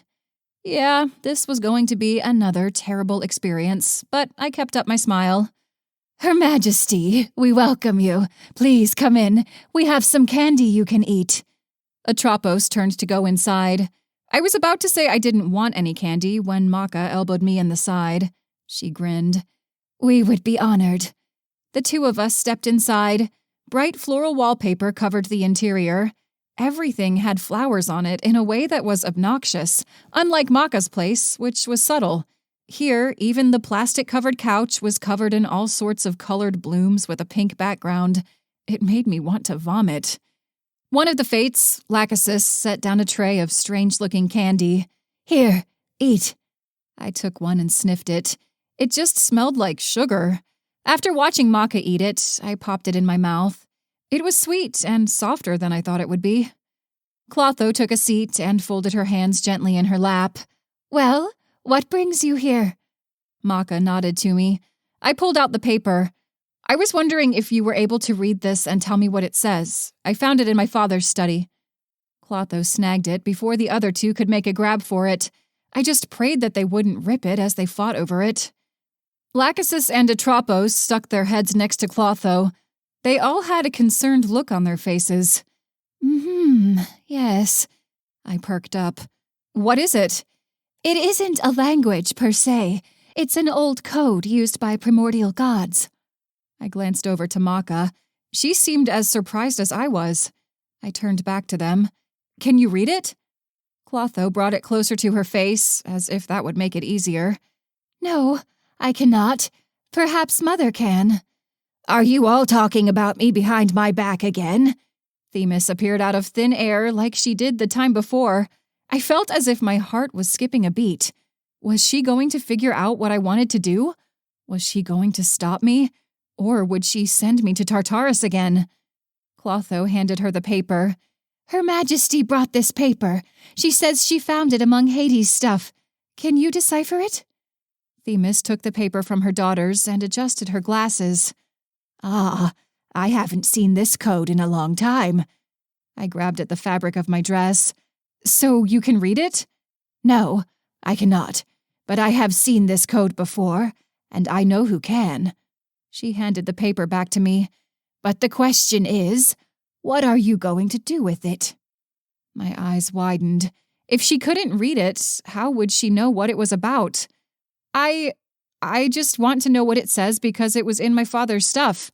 If it was coded, then perhaps it is important. It could be a letter to me for all I know. It's just important to me, that's all. Maka patted my leg, and I tried not to burst into tears. I felt as if something was wrong with me, as if I couldn't be whole again unless I knew what was on that paper. What if she didn't tell me? What if she knew what the information entailed and wouldn't give me the name of the person who could read it? It wouldn't matter, I supposed, as I could at least find someone who could read it. I just would run into the same problem of them not wanting to tell me the truth.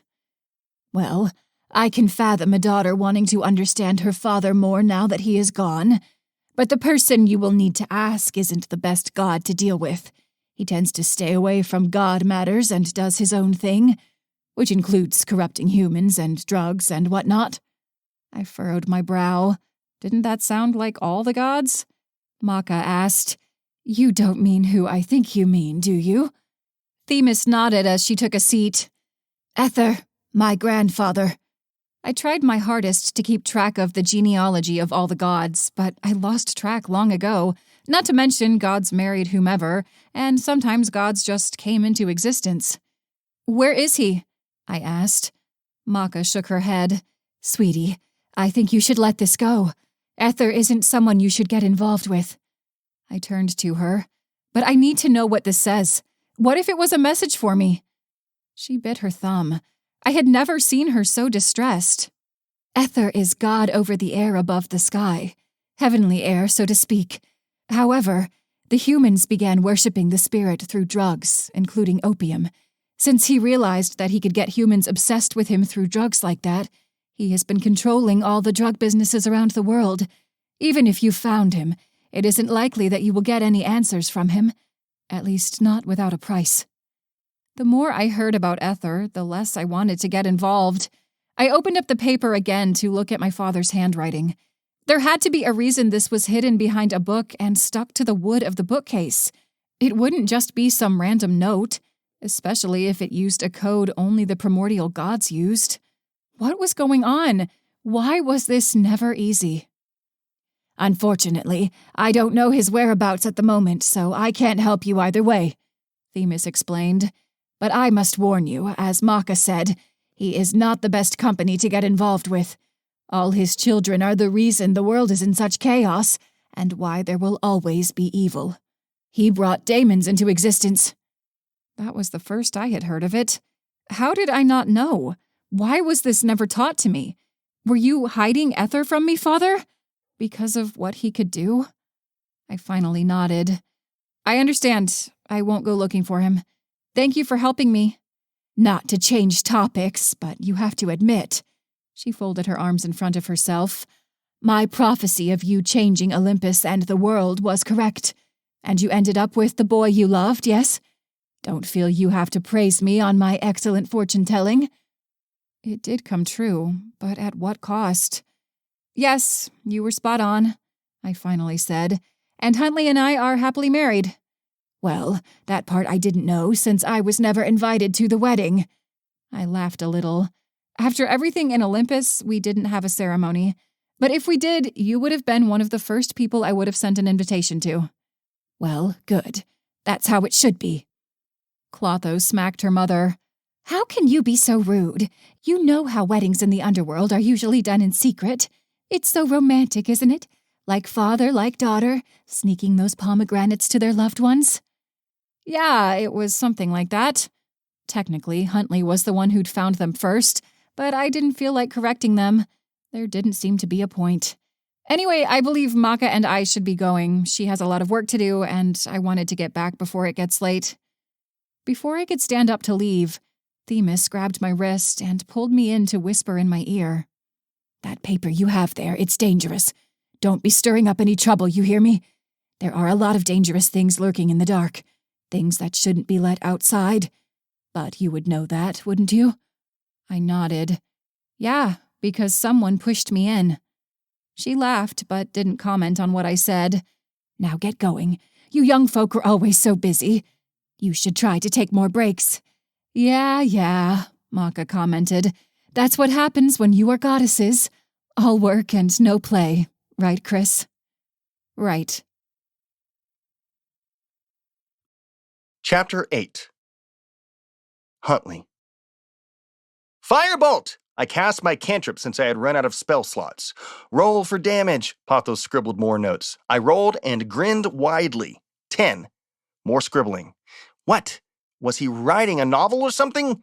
He brought his hands together. You see the Dragon Lord start to waver? He reaches out towards the heavens, calling out a name, and suddenly he collapses. I shot my fist up in the air. Yes! I did it! And with only 4 hit points to spare, I thought I was a goner. You mean, we did it. Ares folded his arms in front of himself. I do believe we all attacked him with everything we had. Right, yeah, but I gave the final blow. Ares glared at me, but didn't say anything more. Hermes grabbed his D20. I roll investigation to see if I can loot his stuff. He rolled. 16. You can find a key on his person and chest in the corner, Pothos said. The 3 of us looked at each other. I shrugged. I want to know what's in the box. Hermes nodded. As do I. Your funeral, Ares commented, but he didn't protest. Hermes turned to Pothos. I open it and jump back. You find that there are 3 treasures, a bow and arrow that always hits its target, a lyre that can double any sleep attack, and a warlock book full of dark, lost spells. Well, Ares began. I know what I'm taking. Any of you try to take that bow from me, I'll stab you in real life. The lyre is mine. I call dibs. I, of course, wanted the book. I'm excited for some dark spells. Pothos began gathering papers and passed them out. Well, here are the stats for each item and how much is worth if you ever need to sell it. Keep that in your folders, and we shall meet again in a month. Sounds good, I said as I started gathering my dice and then stacking the plates. We definitely ate a lot. It seemed gods could pack a lot in their stomachs, but I was glad that they enjoyed the meals I helped make. So far, they hadn't disliked anything I'd chosen. Did you all just end your game? A voice came from the doorway. I turned to find that Chrys was back. She was in a cute purple floral dress, which looked good on her, but was definitely not something she normally wore. Yep, we defeated the evil guy trying to destroy the land, too, I said with a bit of a grin. Well, good for you. I wouldn't have expected anything else. He almost died, Pothos added. He lost the most hit points of everyone. I gave him a look. Did you really have to say that? He nodded. I did. I couldn't let you look that good to your wife. I rolled my eyes and turned to Chrys. So, how's Maka? Good. We talked and had some tea. She held up a bag. I brought some back. I can't wait to try it. Perhaps I'll make a whole tea platter to match the taste. She smiled. That would be lovely. Hermes stepped up to her and gave her a big hug. It is great to see you, Chrys. I hope you are doing well. As well as I can, but I'm glad I caught you before you left. I have something to talk to you about. He raised an eyebrow. Oh? She and Hermes went into the hallway. It was clear that whatever it was, none of us were supposed to hear. But that made me want to know even more. I glanced over at Pothos, who was frowning. What is it? I asked. He shook his head. Nothing. Don't worry about it. I would just keep an eye on Chrys if I were you. She seems to be pretty distraught still about Hades. And I couldn't blame her. He didn't deserve to go to Tartarus, as he used to be king of this land. He was the nicest god I knew. I will. I'm just not sure what to do. It will take time, but just make sure she doesn't do anything stupid, all right? I mean, she's a powerful god, and she really could make a mess of things. Again, Ares commented. I mean, she did almost destroy everything. Just make sure she doesn't break anything again. I wanted to make a snarky comment back, but he had a point. She did almost destroy everything, but it wasn't completely her fault. Zeus had provoked her. I'll make sure she's fine here. I mean, I have these delicious meals going down here. Pothos laughed. That you do. Really, I come here for your cooking rather than the D&D session. Ares grunted. Same. Hermes stepped back into the room with Chrys. He had a concerned look on his face, and Chrys appeared to be thinking. Hermes turned to Pothos and Ares. Shall we head back? It's getting late. Pothos and Ares nodded as they gathered their things. It was fun having you all, I said as I walked them out. Looking forward to our next campaign. Pothos grinned. It's going to be legendary. I've been working on it already for weeks. Oh, goody, commented Ares. I can't wait to see what trouble you have cooked up for us. I wasn't sure if he was being sarcastic or if he really did like fighting. It was probably the latter. Hermes pulled me to the side. Watch over Chrys for me, all right? I'm not sure what she is up to. What did she talk to you about? I asked. I'm not allowed to say, but just make sure she doesn't do anything rash, okay? I nodded. Of course. He patted the side of my arm. Wait until next time. He turned to the others. Who wants to be carried like a princess? Pothos quickly answered. Not it. Ares clenched his fist. Damn you. Hey, it's your turn. Pothos climbed on Hermes' back, and Hermes picked up Ares like a princess. I held back my laughter as I knew he would kill me if I even chuckled. I watched as they flew up and headed out. I had offered to give them the rings that Persephone had made for all her suitors, but none of them wanted to deal with Charon, and Hermes got out of the underworld a bit faster. I let out a sigh as I knew I would miss them until the next time they came. Although I loved it down here, I had to admit I got lonely at times. At least I had some people to interact with, but they weren't as close as Pothos and I had become. Turning toward the castle, I found Chrys in her father's study. I knocked on the door, and she jumped. Oh, hey, Huntley. Books were moved from the shelves as if she were looking for something. What are you doing? She shrugged. Just trying to see if Father left anything I needed while ruling the underworld, that's all. I slowly nodded. Right. And what did you talk to Hermes about? Oh, I just wanted to know whether Prometheus had been found. He still hasn't. That was a lie. A lie she had ready. Look, I want him caught and tried as much as you do, but he is one sneaky bastard. Eventually he will turn up. She shrugged. I really don't blame him for what he did. He sort of saved me in some ways and risked his life. So he could use you against Zeus. She shrugged again. All the gods seem to use each other. He just isn't any different. I disagreed with that. I had lived with him for months, and the way he crafted everything was just plain devious. But it was her decision. I just would get a few punches in before she let him go. Well, did you find anything in here? Her eyes widened for a moment. What do you mean? So she found something and didn't want me to know. Great. You said you were looking for any extra info about running this place. Have you found anything? Oh, no. I mean, there are so many accounting records. I want to talk to my mother about it one of these days since she was the one who'd spent all the money. But do we really need money down here? No, but if we ever wanted to visit Earth, we would need it. Didn't you create credit cards randomly last time we were there? She smiled. I did, but the money was taken out of these accounts. I'm not sure how much is left and how much my mother has still been spending. Well, that made sense. Maybe you should call for her to come down here. No, Chrys was quick to respond. I don't want her here. Perhaps I'll have Hermes fly a letter to her, and she can respond that way. Persephone was never the best mom, but she had done everything she could to save Chrys. I had seen her fight, and it was glorious, but she never came back to the underworld after everything, and I think the gap between mother and daughter thickened even more. I'm sure he could do that. He will be back in a month with the others, and you can ask then. Yeah, I'll do that. Did you all have fun? Did they like the treats you had picked out? I grinned. They did. Pothos said if you ever kicked me out that I could be his wife. She laughed.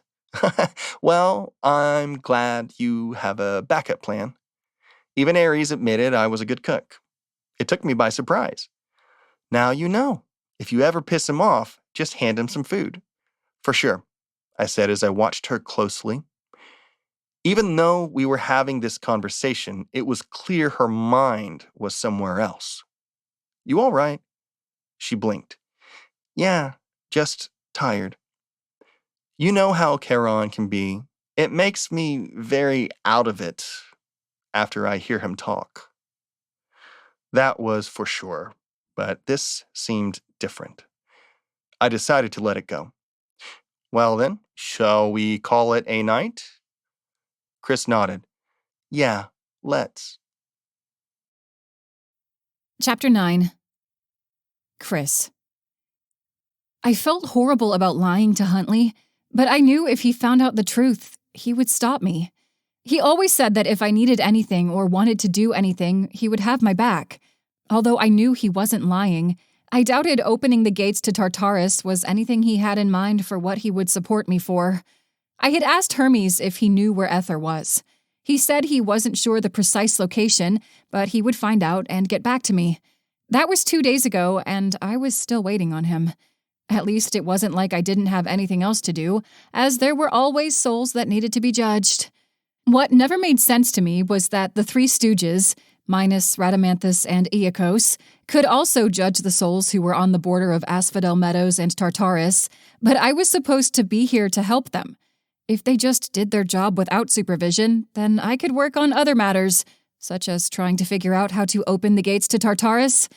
I sighed as Cerberus grabbed the victim by the collar and pulled him down to Tartarus. Next! I yelled out. I wondered what these souls thought of me. Who were they expecting to be on the throne of the underworld? It wasn't as if many believed in the Greek gods any longer. Huntley had told me a bit about the religion of his area. Did they believe me to be Lucifer? Or did they think I was some other demon sending them to hell? It was especially interesting to have heavily religious people have to be judged, since they claimed they believed in this so-called Christ, so all their sins should have been cleaned before they died. Yeah, that's not how it works. One had to actually practice morality, and not just think that since they believed in such a god, they could do whatever they wanted and spit hate to everyone they met. No god I knew would take that kind of shit. The next human was someone about the age of Huntley, a girl with reddish hair and piercings in her nose and lips. Her eyes were puffy and crying. Minos handed me her story and the list of things her life entailed. Her story was similar to Huntley's. Shitty parents, crappy town, friends who stabbed each other in the back. Sure, she wasn't the best human being, but when one dealt with only pain, it wasn't easy to do anything other than act out. Well, sweetie, it's your lucky day. I'm sending you to paradise. Cerberus! Instead of biting her clothes, Cerberus became a sweet puppy and led souls to Asphodel Meadows. The girl saw the dog and scratched each of his heads. Seeing a dog really seemed to cheer her up, and now she could be forever happy. I clapped my hands together. Well, I think that is all for today. You three can deal with any stragglers. I'm going to go chill for a bit. They fumbled with their papers as if they didn't know what to do. But I already knew they were more than capable of handling the task. Father left them to work every once in a while, not to mention when he was gone trying to find me and battling Zeus, they were in charge. I would be gone for a couple of days looking for Ether, so I wanted them to work on their own without concern as to where I was. That just left the problem of what to tell Huntley and how to get out of the underworld. I could use Charon's boat, but I had a feeling he would tell anyone he could where I had gone. Granted, he wouldn't know exactly where I was going, but he might tell others he took me to Earth, and the search for me would begin. No, I would have to figure out a different way to get out of here. Perhaps I could get Hermes to take me up. He already knew I was asking for him, so it wasn't like I had to worry about another person finding out. And he was sworn to secrecy and couldn't say anything to anyone. But first, I would have to wait until Hermes could figure out where he was and report back to me. Gods seemed as if they were hard to get rid of if you didn't want them to be around, but really hard to locate when you needed them most. Unfortunately for me, I was found when I didn't want to be. No thanks to AJ. I decided to go through the last shelf in my father's study to make sure there weren't any other notes. I kept the one I'd found in my pocket so no one else could come across it, and so if I had the chance, I could leave at any given moment with it. When I had moments alone, I stared at it, trying to will it to give me the information I needed. It, of course, never worked, but one couldn't help but try. I began taking off groups of books from the first shelf and flipping through them. In this bookcase, most of the books were fictional tales of old, such as Shakespeare and Dickens, and all who had been tutors of mine. I had found, over the years, most writers were very peculiar humans that did not fit within society. Neither did artists. There were no notes in the back of the bookcase of the first shelf. I checked the second, which was more of the same books, and found another note. I opened it, and a glittery substance came straight at me. I coughed and tried to wipe off the pink color, but it wasn't going to disappear. I glanced at the note. It was in my father's handwriting. I know it was you, Huntley, and I have caught you in the act. You're a dead man if I find you covered in pink. Now there was a story. I laughed as tears began to fill my eyes. I missed him so much my heart couldn't take it any longer. I had to do something. I had to save him. After not finding anything in the last two shelves, I headed toward the baths to clean up. As I walked, I saw Huntley coming my way. He started laughing. Someone got glitter bombed. I didn't think there were any more left. I raised an eyebrow. You knew about these? Sure did, but I never set one off. I knew what was inside. How? Punk intuition. Besides, I didn't care about paper stuff. I was always looking for those seeds. Father should have put these in the drawers, unless he did and that was where Huntley found the others. Did you ever find anything else? He shook his head. No. Why? What are you looking for? Nothing in particular, just trying to understand my father. Well, from what I knew about your father, he didn't like his stuff touched. One had to be pretty clever to find anything of his that he didn't want to be found. That was for sure. Although paper in the back of a bookcase wasn't the smartest way to go, it had been almost the same color and hard to see. The glitter bomb wasn't, however, as he wanted that to be found by Huntley. I wondered if there was anything else he had been hiding from me, or if this was it. Since it was writing in primordial tongue, I figured it had to be pretty important. I better wash off and change. Have any idea how to get all this off of me? Oil is good. We definitely have plenty of olive oil. It makes it easy to glide it off your skin with a rag. I sighed. Of course you would know that. Thanks, Huntley. My pleasure. Your father never found out I opened one. I had to act fast, though, because when he figured it out, he came searching for me. Luckily, AJ didn't rat me out. I had no idea. You are lucky to be alive still. That's for sure. So yeah, oil and tape. Works wonders. I turned and headed toward the bathroom. I would get all this stuff off and take a nice long bath.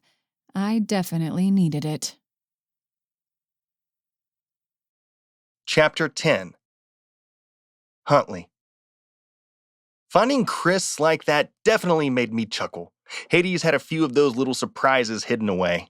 I thought I had gotten rid of them all, but I suppose I was wrong. Hades always knew I was sneaking into places I wasn't supposed to, but he rarely was able to catch me, so he made traps like that. It was obvious. I really didn't even have to try hard to avoid them. But one had gotten me good. It was purple and was in with the gondolas. I never expected him to hide something like that out there when I was just bored and looking through things. I knew I had to act fast, or else he would send me to Tartarus. AJ was also with me at the time, so we were able to help each other clean up and were each other's alibi. Hades, for some reason, never suspected that demigod of anything bad, even though he was definitely a worse person than I ever was. It was always like that for me, no matter where I went. I just accepted it. Although the reason AJ went with me that time was so he could say, "I told you so," when I caught him. But I was lucky in that he was close enough to the glitter bomb to be affected. Otherwise, he would have totally ratted me out. Lucky me. I still wasn't quite sure what Chrys was doing in the study, but lately she had been searching a lot in there. Did she think she was going to find something? I mean, she did come across that glitter bomb. That was something. I just hoped she wouldn't find what she was looking for and finally confess what she was up to. Hermes and Pathos had said something was bothering her, and I couldn't help wonder. What could she possibly be lying to me about? Was it something serious? I doubted it could be anything small, but I didn't know.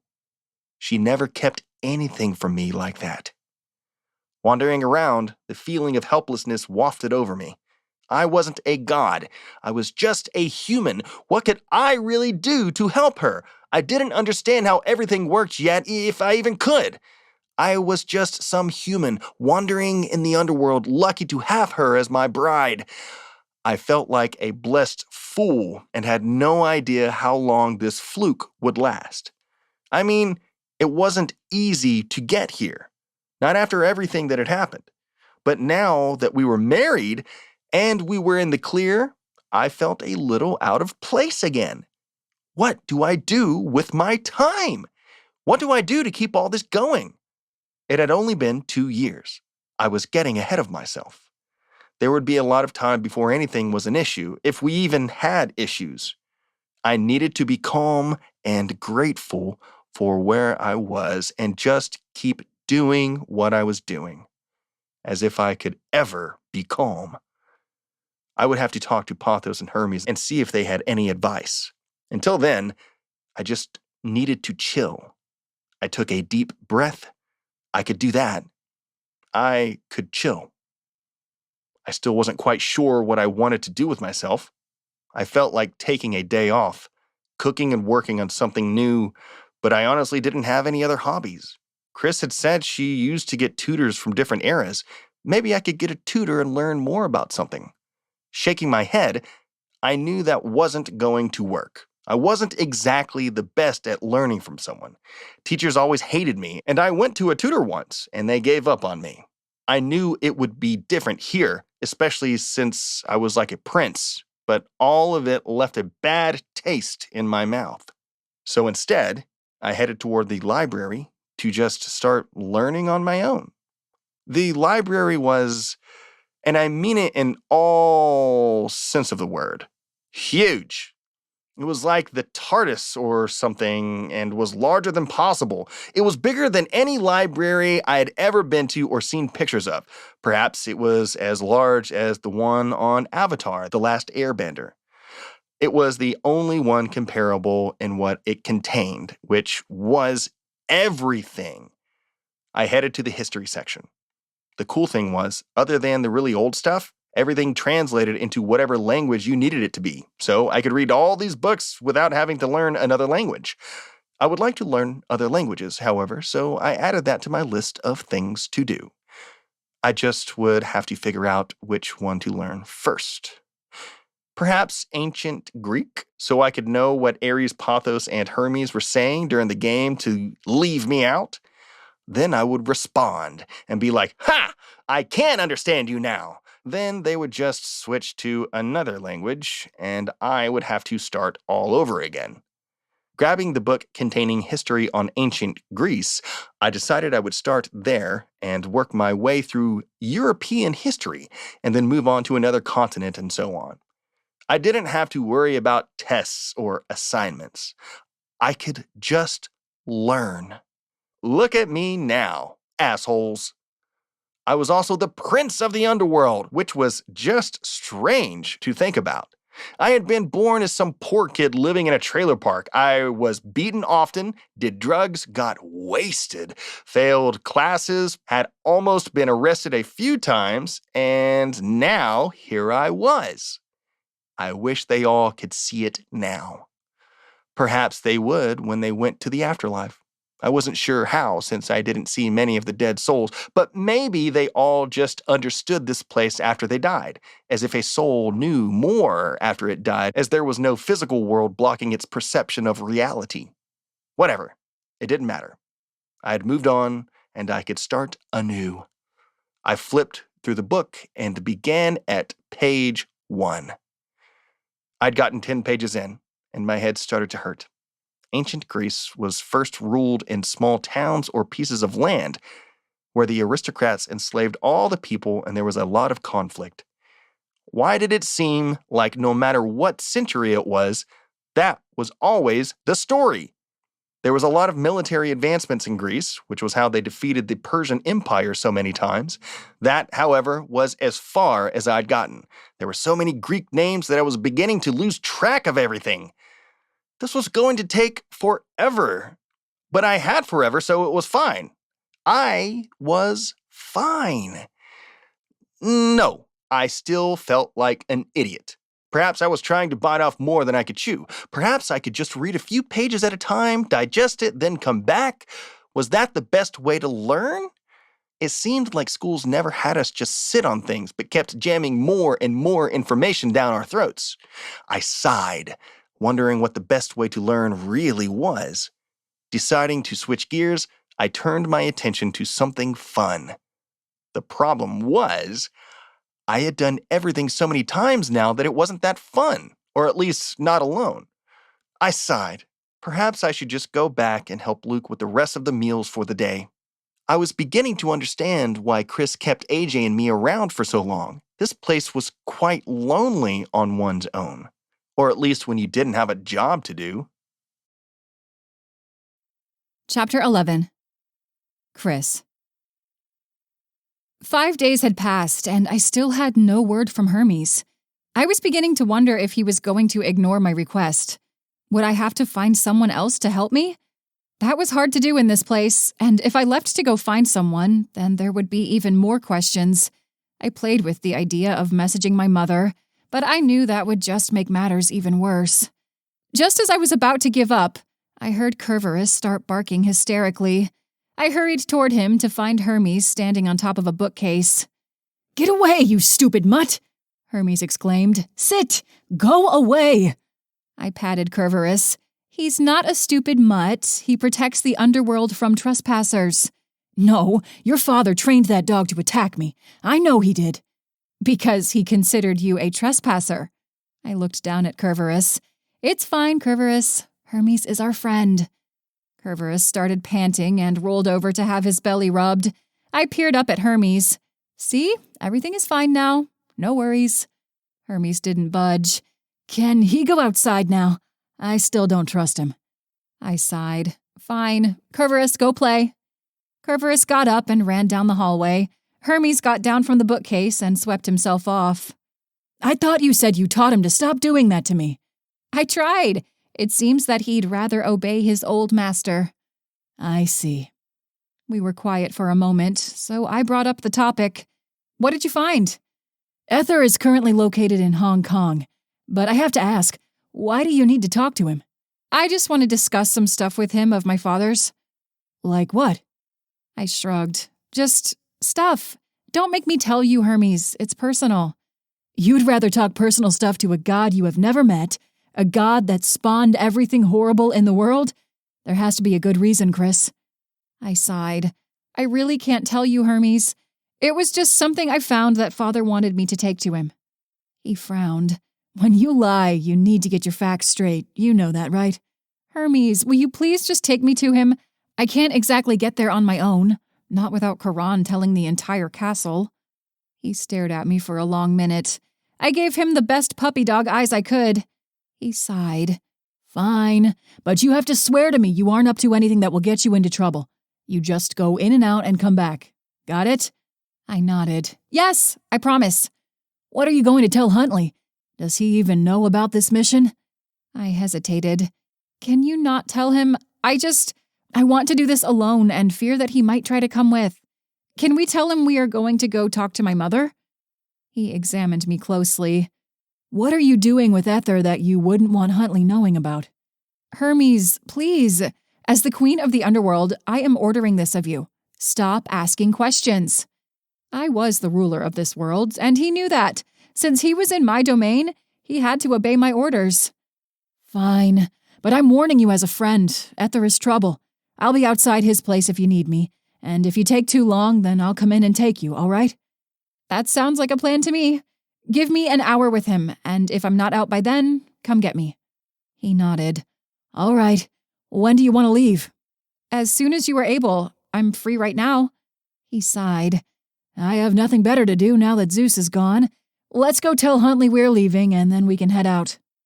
Huntley had been frequenting the library recently, so we checked there first. As I expected, he was there, reading through a stack of books. Hermes laughed. What in the world are you doing, Huntley? Are you reading? Huntley shot a look at Hermes. Don't make fun of me. There is a lot I don't know. I'm not as old as all of you. I just am trying to catch up. So that was what he was doing there this past week.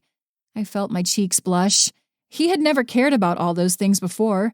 I wasn't sure if it was because he was bored or if he really did feel inadequate to us. I had a feeling it was a bit of both.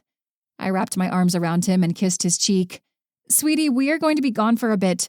Hermes is taking me up to talk to my mother about a few things. Can you watch over the fort while I am gone? He appeared puzzled for a moment, but didn't ask questions. Sure. When will you be back?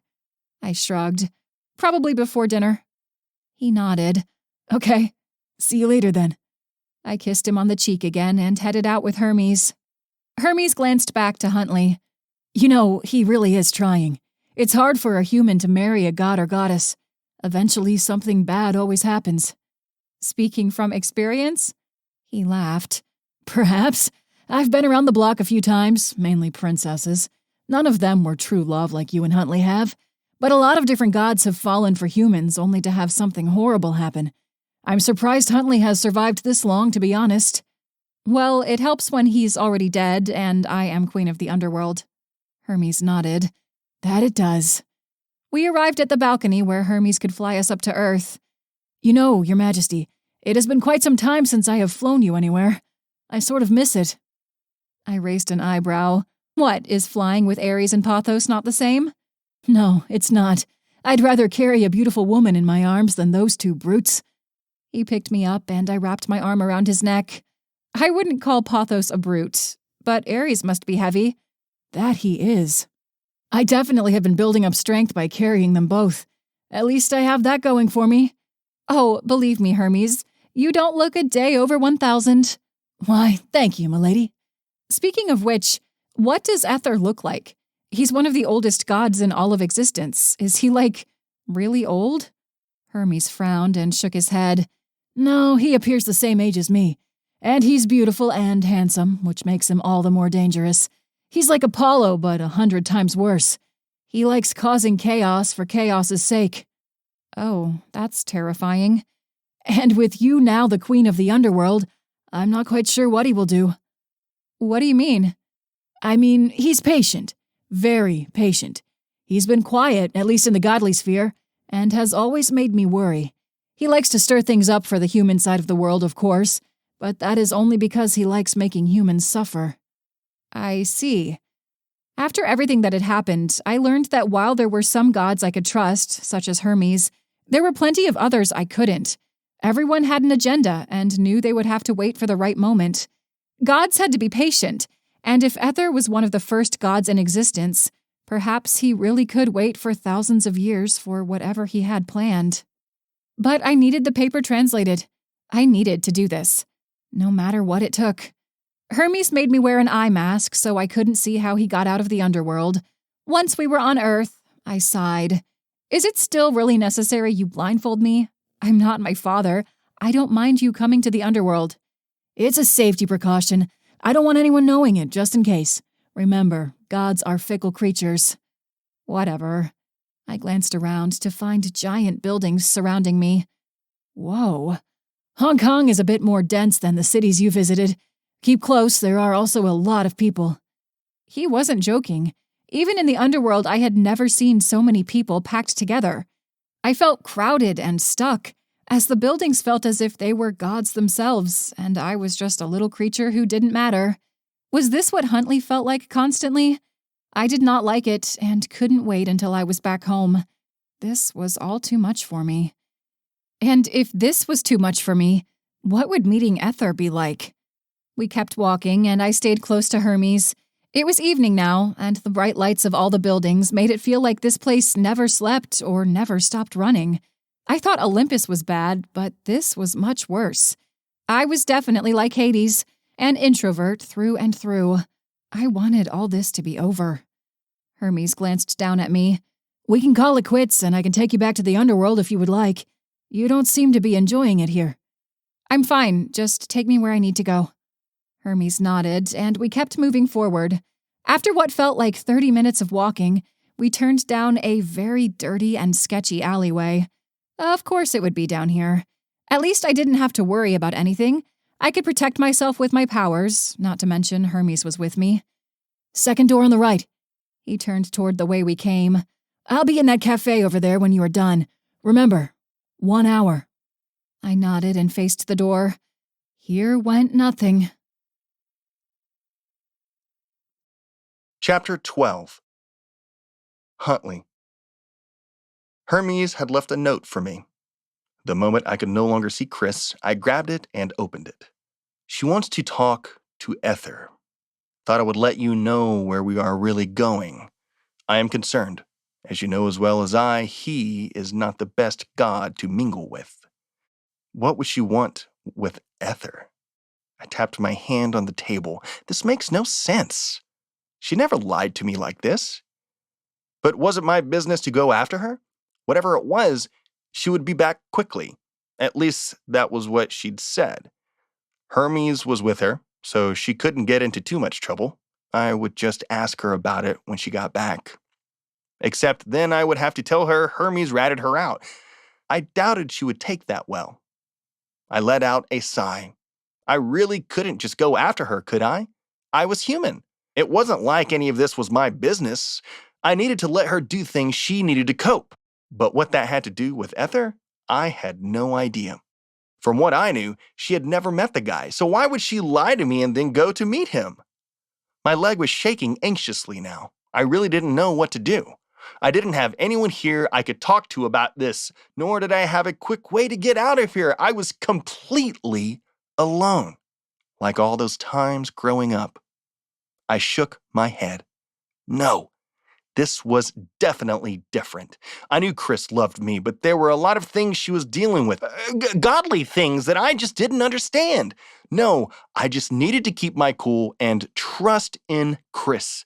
She wouldn't get into trouble. She wasn't stupid enough to. Except she was stupid enough to be persuaded by AJ to visit the mortal realm, even though her father forbade it.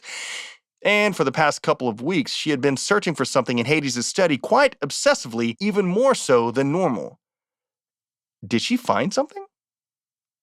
But what could she really be looking for? Just a note from her father? But he didn't know he was going to die that day. So what could she be looking for? For a moment, I wondered if she'd found a way to release her father. But that couldn't be possible, could it? Tartarus couldn't be opened. And if it could, wouldn't that release everything? I stood up and headed toward where Charon brought in the souls of the dead. Odds were that he wasn't there. But I could wait, as I needed him to take me to Maka. Only she would know the possibility of what I was thinking. Then she could tell me what I needed to do to keep Chrys safe. As I arrived to the gondola port, I found that Charon was just entering the dock. I had gotten lucky for once. "Hey, Charon," I called as I ran up to him. "Can you do me a favor?" He nodded. "For the Prince of the Underworld? Of course! What does your Majesty need?"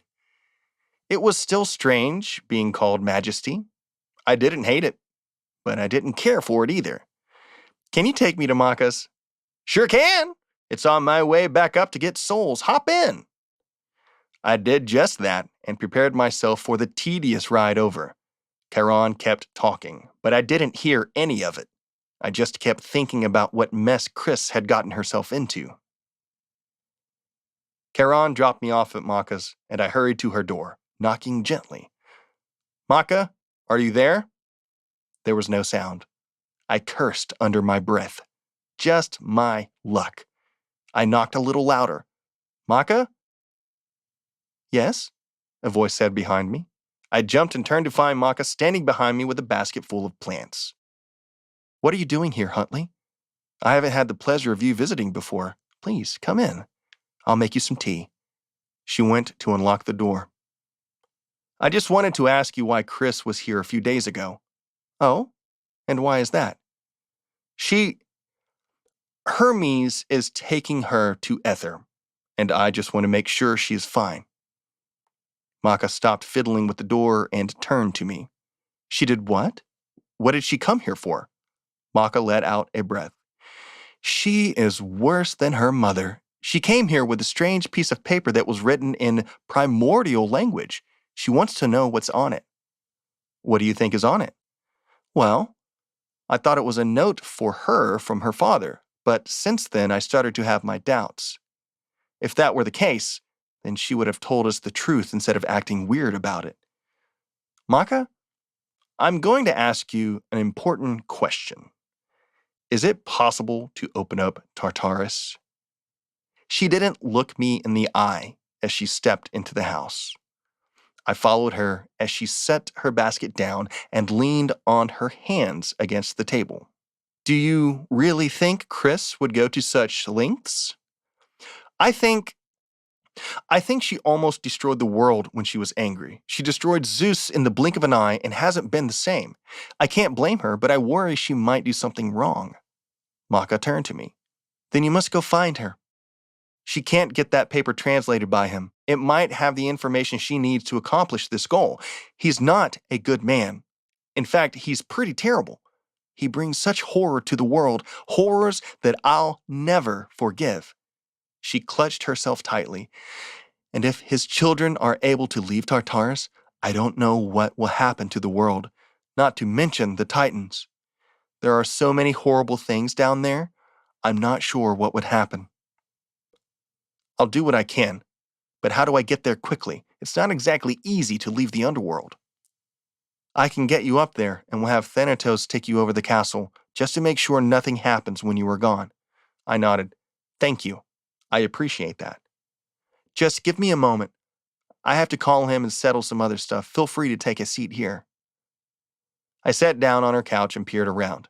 I had never visited here before, but Maka had come to the castle a few times in the past 2 years, so I knew her style. She was like a hippie bog witch, but nicer and prettier. Her home was very, very earthy, even though we were in the underworld. From what I knew of her, she was created by Hades to help manage the souls of the blessed, so mainly the souls of those in Asphodel Meadows, which was why her home was close to that part of the underworld. As she gathered her things and made a few calls, I wondered how we were going to reach Chrys quick enough. Hermes was the one who'd taken her, probably not knowing the truth of why she wanted to talk to Ether, but suspicious enough to tell me. Did Maka have a secret way out of the underworld that I didn't know about? I mean, there was a lot I still didn't know, so it was very, very possible. Glancing around, I wondered how many years of stuff she had collected, and if this was from the underworld, or if she traveled to Earth frequently. It didn't seem like she traveled to the human world all that much, as most of the underworld didn't leave often, and of course, the souls couldn't. The only reason I could was because I was given the ability by Chrys. Maka finally came back to the room. "All right, let's go." I stood up and followed her outside, back behind the house. There was a small stream that led into a boat garage.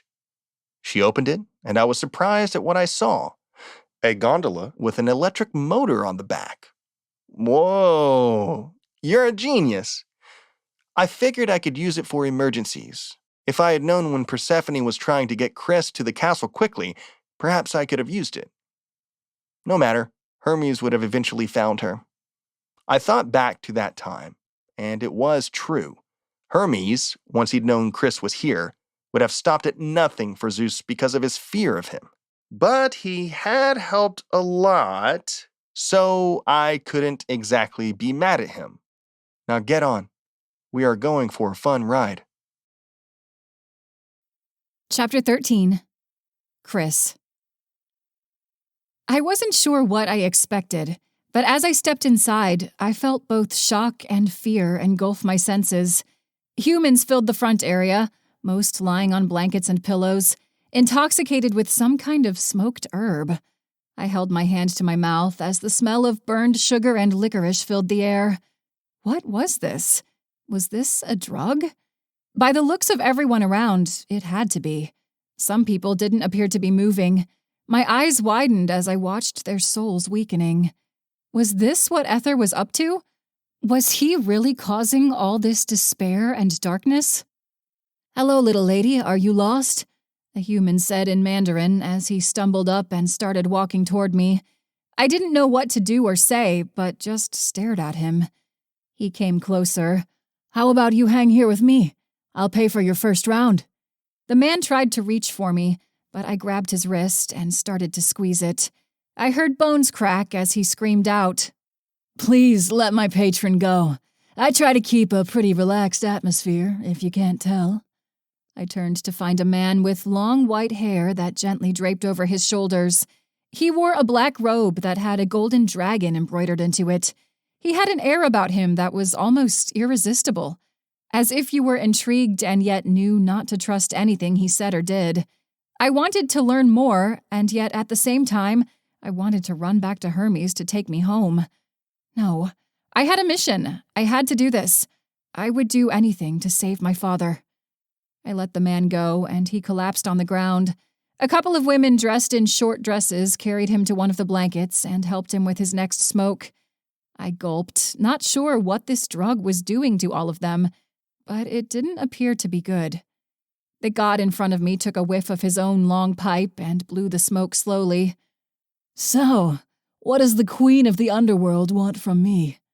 I glanced around, confused as to why he would be so upfront about being a god with all these humans. Then I realized they were all barely coherent and probably didn't even notice. "I need a favor from you.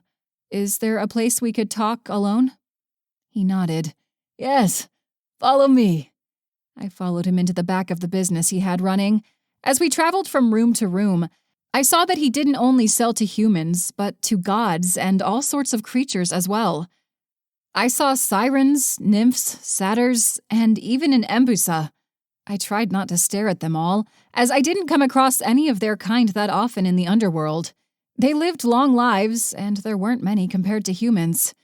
As we kept on traveling, I realized that Ether was one of the only gods who was well known by everyone except me.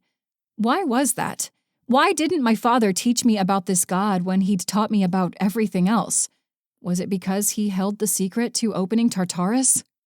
We made it to the back room where a few girls were lying around on a large couch. They all appeared high like the other patrons and were wearing the same short, tight dresses that the women who were serving the drug were. This must have been the break room, or these were the women who served only Ether. "Leave us," Ether commanded with a soft voice. All the women got up and dragged themselves out of the room without question. Ether took a seat and patted the space next to him. "Have a seat." I shook my head. "Nah, I'm good standing." "Suit yourself." He leaned back and crossed his legs. "Now, tell me, why is the queen of the underworld in my humble abode?" I hesitated. Why was I so scared of him? I could easily end him if I wanted. There was no need to be afraid. I had defeated Zeus with my power. There was no way I could be hurt by this god. And yet, here I stood, shaking. Was it the smoke in the air making me feel like this? Or was it something else? Did my instinct know that he was a god before gods existed? Why was I so afraid? I'm waiting. Ether took another puff, and the sweet, sugary scent surrounded him. I took a deep breath. I found a paper that contains primordial writing in my father's study. I want to know what's on it. He raised an eyebrow. Oh, let me see it. I pulled it out of my pocket and handed it to him. I was afraid that he might destroy it, but I had made a copy I had hidden away. If he tried to stop me, I could still find someone else to translate it, eventually. He read through it with a smile on his lips. He appeared as if he were calculating something before he peered back up at me. Tell me this. What do you think is on this piece of paper? I froze. If I was right, it was a way to open up Tartarus. But what if I was wrong? What if it was something completely different and I would be admitting to him what my intentions were? Would he tell on me? Was coming here a big mistake? I don't know. I was just curious, that's all. He let out a laugh that shook me to my core. You honestly think I would believe that? He took a puff of his pipe as he studied me. Gods of the underworld don't just leave their post on a whim. There has to be an important reason for them to leave. You believe something is on this paper, and I want to know what you came all the way down here for. I bit my lip. Should I tell him? Would anyone believe him if I spoke the truth? Would he do as I asked if I told him? I think it's a way to get my father back. It was vague enough that it could mean anything. He giggled a little. I see. He stood up and stepped in front of me. Although I had noticed earlier, he was tall.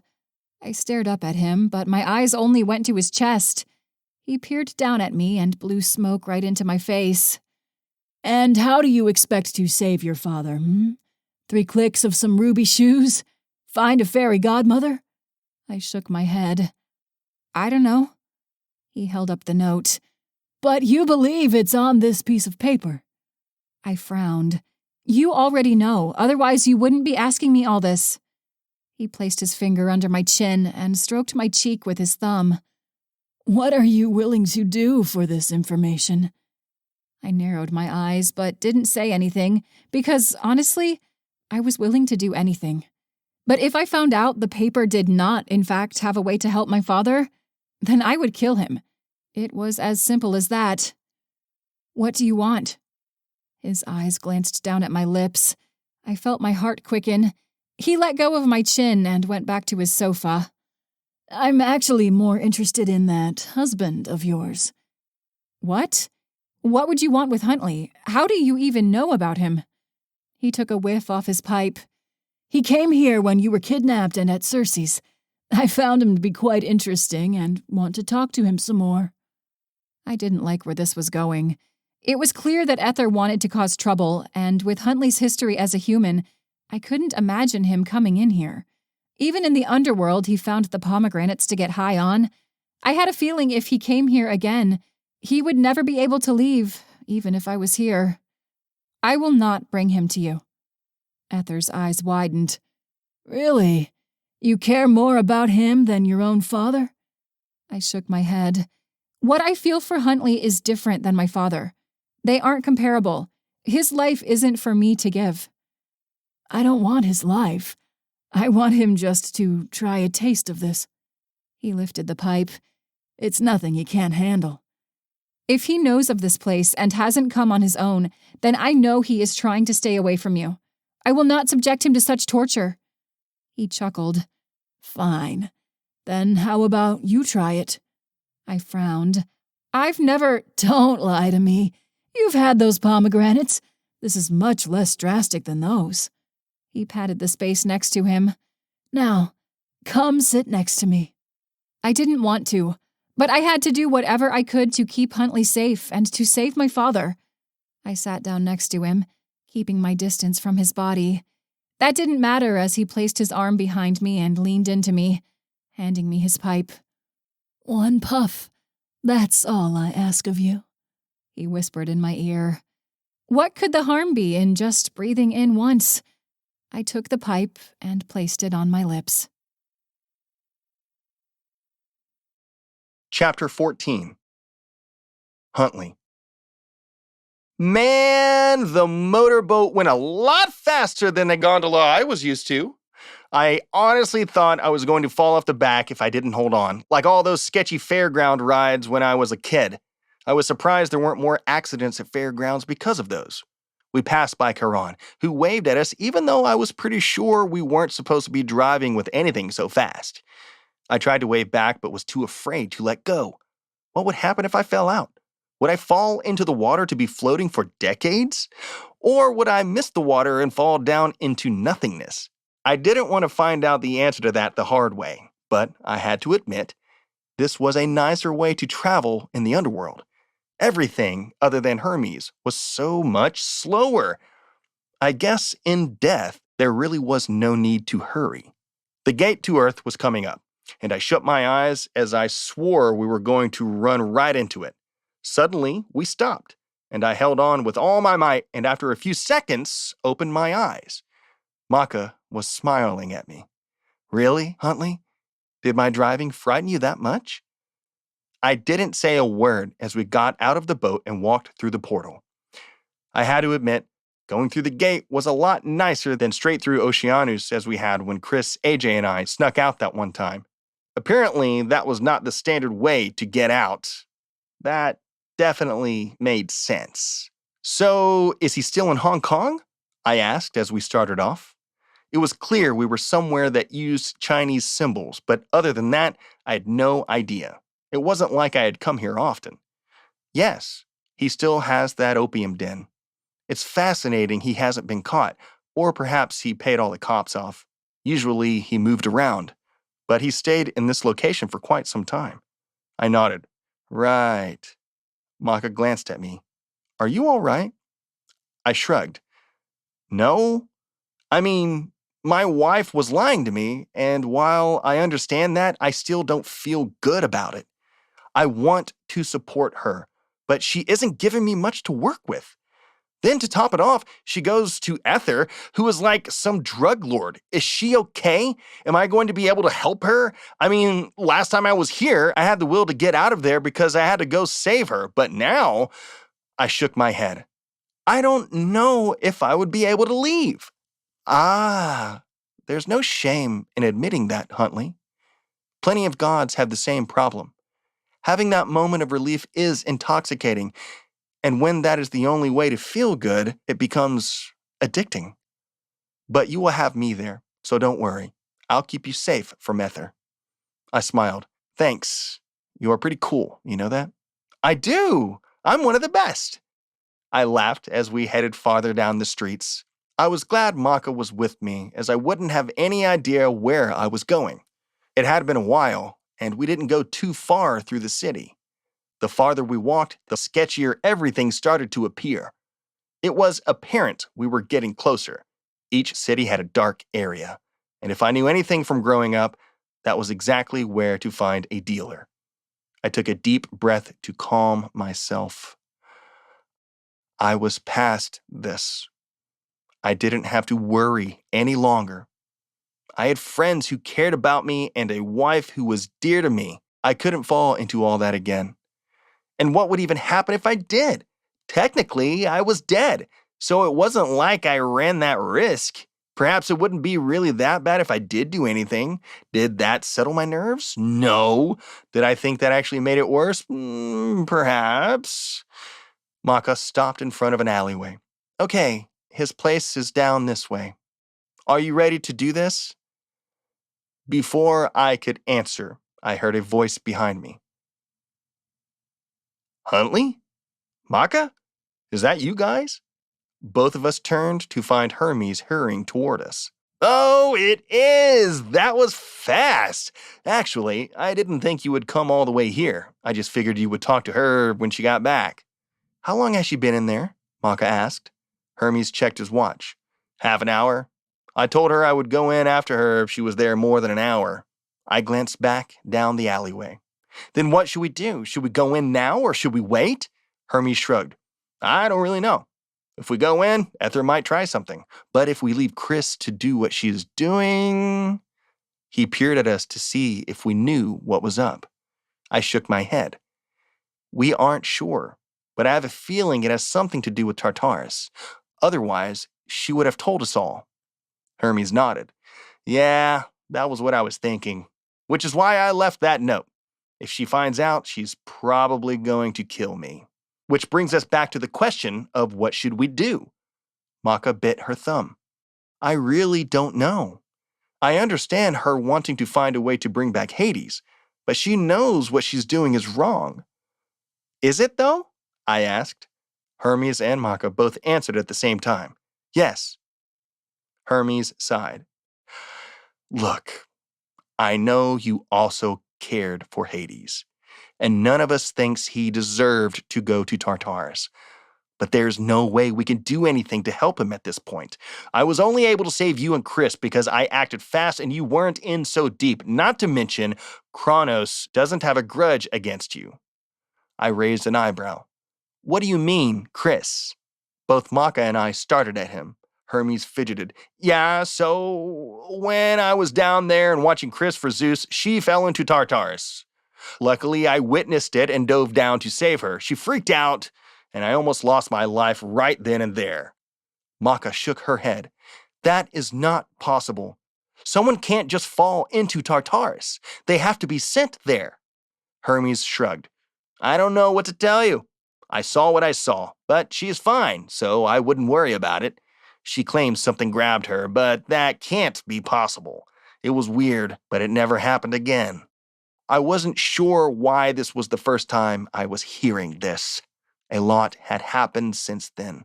Prometheus kidnapping her and erasing her memories and all that. I would have assumed that it would have come up in conversation in the past 2 years, especially since I was sent to Tartarus as well. But that wasn't the point right now. Right now, we needed to do something about Ether and whatever Chrys was doing. I couldn't exactly go in as the place was too tempting, and I wasn't sure what would happen if I smoked that drug that was in there. No, other than the pomegranates. I gave up that life. I had to keep moving forward. Hermes checked his watch. I say we all wait for her. She has 30 minutes left, and we watch her reaction when she gets out and then interrogate her with the information we know. Does that sound like a plan? Maka and I nodded, as I doubted she wanted to go in there either. Is it all right if I go wander around? I don't like sitting still. Hermes laughed and nodded. Yes, but don't venture far. I don't want to have to try to find you in this place. I nodded. I won't. Be back here before the half hour is over. Turning, I left them to stay at the cafe. I made a note of where they were and tried not to travel too far. I just wanted to move around. How much was Chrys keeping from me? Should I be worried? I understood her frustration, but it was beginning to scare me. I turned around a corner. I decided it would be easiest just to round a block, as I wouldn't get lost if I went in a complete circle. This place felt so busy, but that made me feel utterly alone. Should I really be here? Did I really have any authority to stop Chrys? She was just trying to help her father. It had been 2 years since he was sent to Tartarus, and I hadn't seen her smile like she used to. Wouldn't this be better for her? Wouldn't anyone else do the same thing to save their loved one from eternal torment? No one seemed to be trying to save Zeus or Poseidon, or at least not to my knowledge. It didn't seem like that many were sad or surprised by their passing at the funeral for the 3 gods. Hades, however, had the entire underworld in tears.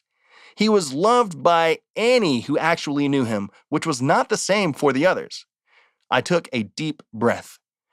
Why couldn't this be easy? Why couldn't there be a way to save Hades once Chrys was the queen of the underworld? It should be simple to retrieve someone from Tartarus if need be, but it wasn't. As I was about to round another corner, I felt as if I were being watched. I stopped and turned, but didn't notice anyone suspicious. Perhaps it was my imagination, as I wasn't used to being around so many people. And Zeus sent people after me so many times when I was in London. I started walking again when suddenly I felt something go over my head and I was pulled off the street. Chapter 15. Chrys. What was wrong with me? I only took in one puff, and I felt as if everything around me had shifted. It was similar to the pomegranates, but I had more control when I ate those. If anything, it felt as if I had eaten a dozen of them. I felt happy, and everything around me seemed pleasant. I wanted more, but deep down, I knew that was wrong. But was it? I tried to decide if there was really any reason for me to not want another puff of that drug. I was a god, it couldn't really hurt me. I wasn't a human who would become addicted or have any physical problems from it, so there was no reason to keep enjoying this a little longer. I reached out to Ether's hand, bringing the pipe to my lips once again. He grinned devilishly and chuckled. That's right, Chrys. Let everything go and indulge. This is what we gods deserve to do. We are to be served while we are enjoying such euphoric experiences. I couldn't disagree with that. I breathed in the lovely scent and slowly breathed out, watching the smoke leave my mouth. Ether took another puff himself, and I leaned back in the chair, staring up at the ceiling. If I could, I would stay like that forever. Everything felt nice. It was a sensation that I hadn't experienced in such a long time. Why did so many think that this was wrong when it felt so good? My entire body relaxed, and I thought for a moment I would simply melt into the couch I found myself on. Ether turned to me, his finger gently intertwining with my hair. Now that I wasn't afraid, I had to admit he was quite handsome in a certain way. He had that strong, chiseled face that so many found attractive. He was dirty in a just-worked-out sort of way. His long white hair shimmered in the light, and if I wasn't wrong, his eyes were the color of the night sky with sparkles just like the stars. It was no wonder so many followed him in his dark ways. He was just that beautiful. You know, goddess of the underworld, I never imagined someone so beautiful like you could exist. I could feel my face warm, even though it was already warm from whatever was in the pipe. I turned away. Oh no, those girls who were in here were a lot more attractive than I am. He took a strand of my hair and gently kissed it with his lips. No, you are a lot more beautiful. It is no wonder Zeus tried to keep you for himself. I didn't quite understand what was going on. Everything was a blur. Zeus? Oh, right, he tried to marry me. It was a bother, but it didn't matter any longer. I was here, and I was happy. Your mother is one of the most beautiful women in all the lands. But don't tell Aphrodite or Hera I said such things. They might kill me even though I am quite stronger than them. But it seems you inherited her looks and are even more lovely than she is. I didn't like being compared to my mother, but I had to admit she was beautiful. I never imagined myself looking better than her. Shaking my head, I fiddled with my fingers. Something felt odd, as if I was forgetting something. What was it? No, I'm nothing like her. You flatter me too much. He gently turned my chin to face him. No, I don't flatter you enough. Ether leaned in and kissed my lips. He tasted of burned sugar and licorice, just like the drug did. And like the drug, I wanted more. I grabbed him by the hem of his robe and pulled him closer. His kiss deepened, and I felt his tongue against my teeth. I wanted this, right? Then why did something feel off?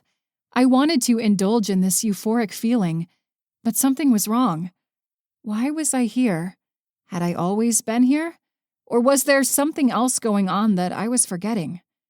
At that moment, it didn't matter. I wanted this feeling to last forever, and the more I kissed Ether, the more I kept feeling it. It was as if he were one with the drug, and the more of him I tasted, the more of the feeling I drank. I would be happy if this lasted forever, no matter what the consequence was. I pulled him down against the couch. He was heavy on top of me, but it was warming all the same. His kisses were harder, and I felt as if I could melt into him. The more we were there, the more a strange feeling came over me. It wasn't as nice as the rest of what I was feeling, so I kept trying to push it back. But there was something bothering me. Why did something about this feel familiar, but not? It was as if he should have been someone else, but he wasn't. I didn't like this feeling. I wanted it to go away. I wanted to just be happy. I wanted to be free. Chrys, snap out of it. It was a voice that came from nowhere. It sounded familiar. It sounded like... I screamed as I used my power of darkness and unleashed it throughout the room. I know one of the tendrils smacked into Ether, and he flew back a bit. A black web spread across his chest and up to his throat. He peered down at the mark with marvel. So it is true. I assumed it was if you sent Zeus and Poseidon to Tartarus, but I wanted to see it for myself. You bastard! What did you do to me? I yelled. Ether grabbed his pipe. Nothing anyone has ever been able to shake off. You are one powerful goddess, I'll give you that. He took a puff as he glanced behind himself. But it seems I have gotten what I wanted in the end, so I'll translate this paper for you. My eyes widened. That was right. I was here to get something translated. Whatever he gave me was strong enough to even cause me to forget that. I didn't like this place anymore. Not that I liked it in the beginning. I understood why Hermes didn't want to come in and why everyone warned me. But I had been able to snap out of it and knocked him around pretty well. Then it hit me. Whose voice was that? It sounded like someone impossible. It had sounded like my father. But he couldn't have done that from Tartarus. Could he have? I shook my head. It was an illusion. Probably my own mind getting the attention it needed to bring me back to reality. I watched Ether as he set his pipe down and grabbed a pen. Will English do? He asked as he started scribbling. I nodded. That's fine. That's what Huntley speaks, so we typically use that. Such an interesting boy, that one. He has such cravings, you know that? I bet he would lose himself in a place like this. You can't have him. Ether grinned. Whatever you say. He finished writing and handed me the paper. Now tell me what you think of that. I examined the paper. It read, "With the twin torches of Hikati, one may destroy the gate of Tartarus." That was it. Is it really that simple? I asked. Ether laughed. You think taking Hikati's torches is simple? She is one of the scariest goddesses in all of existence. Even with your powers, I'm not sure you could sneak in and defeat her. Not many know the power of those torches. Even I didn't know Tartarus could be opened with them. I have a feeling only she and Hades knew that. And there is a reason for that. Because it will release everything? Ether nodded. Are you willing to risk that for your father? I am. And I'm sure I can put everything back after I get my father out of there. Oh, you're a brave one, aren't you? I glanced back at the paper. Was it really that simple? And what about you? Why would you willingly tell me how to open the gates when you know it's possible I may succeed? He grinned. I look forward to seeing my children once more. You aren't the only one who has lost someone to that pit. He took a breath of his pipe. So many have been wrongfully placed there. It was a matter of time before someone snapped and went to release them. Well, I'm glad to be of service. Is there anything else you wish to give me on this quest? Ether stepped forward and twirled his finger around my hair. I glared at him. I hope you succeed and don't die. I rather like you. I swatted his hand away. Then I thank you for your help, and I hope we will never cross paths again. He laughed as I turned and left the facility. I wasn't lying. I didn't know what I would do if I was offered that pipe once more. Chapter 16. Huntley. I didn't know what was happening. Everything had gone dark, and no matter how much I tried to fight, whoever had me was a lot stronger. I had a feeling it had to be a god, but who in the world was targeting me now? People mad about Chrys killing Zeus and Poseidon, or someone else? They quickly bound my arms behind my back, and two of them guided me down an alleyway of some sort. Or I presumed it was a creepy dark alleyway, as there was no way this would have not been suspicious on the street. Then again, this was a dark and shady part of Hong Kong. "Where are you taking me? Who are you?" I yelled. Suddenly, the two people stopped, and I felt a knee to my stomach. "Shut up! Be quiet!" I wanted to bend over in pain, but the two kept me up. "You could have just said that," I wheezed out. The two assailants led me farther, and I pondered what I should do. They were definitely stronger, something I learned to assess when I was young and got into fights quite often. I also was curious where I was being led, since it was clear whoever was kidnapping me wanted me specifically. Curiosity always got the better of me. As for my hands, I held them in a certain way that would be somewhat easier to get out of. By the feeling on my skin, it was clear they had used a zip tie, but I had moved my hands and wrists so that it left a gap. I would definitely have to either use my shoestring to cut it or dislocate something. It all depended on the situation I would find myself in. Suddenly I was shoved through a door and I heard it close behind me. There were voices and some music, but that wasn't the most telling thing about the room. No, I knew exactly where I was now and who had captured me after I smelled the sweet nectar of opium. It was Ether. He had for some reason captured me. But why? How did he even know I was near? Did he figure since Chrys was talking to him that I wouldn't be far away? I supposed it was true, so I couldn't blame him for thinking that. But what would he want me for? It wasn't like I was that important. Then again, Maka had said he just liked causing problems for chaos's sake. Perhaps he wanted something from Chrys, and I would be the only way to get to her. That was the only conclusion I could come up with. I was pushed through the building for a while. I couldn't make out any single voice, and most were in some kind of Asian language, although I didn't know which it was since I knew nothing about those languages. I knew there were big differences, but to my ear, I had no reference to go off of. The gods, however, could speak all of them, and perhaps someday I could as well. Suddenly we stopped, and I was forced to my knees. There was no other noise in this room, and I presumed I was to wait here for Ether, or whatever god was here if it wasn't in fact him that summoned me. I still wasn't sure of his motive, but I knew I would soon find out. The air was still stagnant with the smoke, and with every moment that passed, the more my skin began to itch and my heart rate quickened. I was both cold and hot, as if I had a fever. I didn't want to breathe any of it in, but I couldn't help it. It was all around me, and I still had to breathe. I had to fight the urges. I had to make sure I didn't fall down that hole again, even if I was already dead. Because I knew once I started, I would never want to leave. I prayed that Hermes or Maka saw what happened and would come for me before it was too late. I wanted to laugh a little.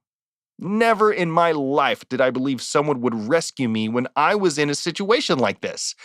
Granted, I hadn't been in this exact situation, but I had been beaten up, tied up, on drugs, and all of that without the thought of someone saving me. This hadn't been my choice like those had been, however, as this was definitely because of something bigger. But the fact still remained. I had friends who had my back now. I didn't have a reason to be afraid. Even though I was dead, my body still definitely wanted those drugs. The door behind me opened. I still had a bag over my head, so I couldn't see who it was. I had an idea, however. Well, well, look what little rat was sniffing around my establishment, a voice said. It was smooth, and definitely Ether. I wasn't looking for you if that's what you thought. I was looking for my wife. Ah, I see. It was quiet for a moment. I thought maybe he would say something about her, but apparently not. So, where is she? What have you done with her? Nothing. She asked me to translate something, and I did just that. And she went on her way. You just missed her, actually. That made no sense. Then what did he want with me? Why was I even here? Oh, well, then perhaps you could take this bag off of me and untie me, and I'll be on my way. Ether laughed. I don't think so. So he did want me for some odd reason. And why not? Because, Huntley, we are going to have so much fun together. I did not like the sound of that. I wanted to run and hide from this god. He was dangerous, as were most of them, but for some reason this one was focused on me. I had to figure out a way out of here. Well, I began, it would be a lot funnier if I didn't have a bag over my head and my wrists bound by zip ties. The bag came off my head, and Ether stood in front of me with his pipe. How could he smoke so much? I supposed it was because he was a god, but still, he needed to take a break. He didn't move to unbind my hands, but at least I could see now. It was a different room than when I was here with Pothos. No, this was like a private room with some cushions and blankets scattered around. There was only a door behind me with 2 men guarding it. I gulped, doubting I could get past them in this state. I turned back to my captor and smiled. So, I would really like to leave. He shook his head. No, Huntley, I don't think you do. I think you want to stay here. Ether bent down and blew smoke into my face. And have a smoke with me. I mean, I did. I really, really did. But I couldn't let him know that. Not particularly. I have some pomegranates waiting for me at my home, and I don't want those to spoil, so I'll be getting out of your hair. I tried to stand up, but he shoved me back down. Not so fast. I've seen your kind before, Huntley. You were that kid who didn't get along with anyone, weren't you? Everyone was putting you down, and all you wanted was love. So when someone handed you a smoke or a needle, you didn't even hesitate to say no, did you? Because it was the one thing that would always be there, waiting for you. It was a constant in your terrible world. He had me pegged. I knew I wasn't the only one who had a past such as that, but I didn't like that he could tell. That was before. Now I'm happily married and good with my life. I have friends who will come looking for me, and I know I have somewhere to go back to. Is that so? Yup. Ether laughed. I love your spunk, you know that? Kids like you are always the most fun to play with. You think you are strong, but you are oh so weak. I would like to see you fight your urges, Huntley. He took a seat on the ground and leaned back on a pillow. How long will it take for you to beg me for a puff of this? I shook my head. No, I don't want it. I am good with my life. I don't need that stuff. It doesn't matter if you need it. There are plenty of people happy with their life who still turn to drugs. After one taste, it is hard to turn back. It's like getting a taste of the gods, wouldn't you say? We gods get to experience this euphoric feeling for an eternity. But humans don't get to. No, one hit can make us weak and destroy our bodies. Such a dilemma for you humans, then.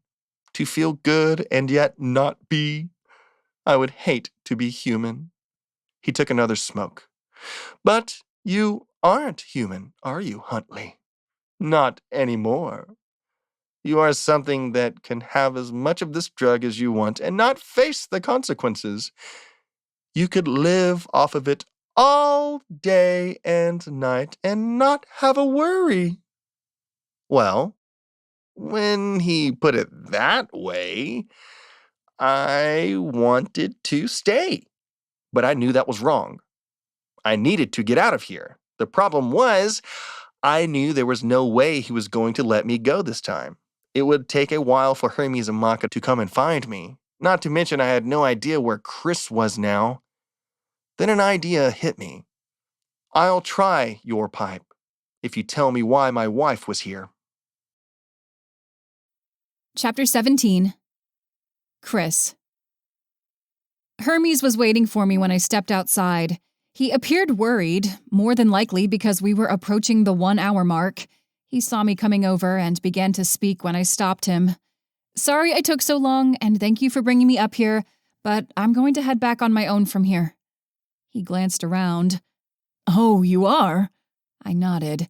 Yeah, I have some things to think about after reading my father's note to me. I'd rather ponder them alone, if that's all right. Hermes seemed as if he was trying to figure out how to stop me or something else. I really didn't want him to come along as I needed to go to Hikati's instead of my castle.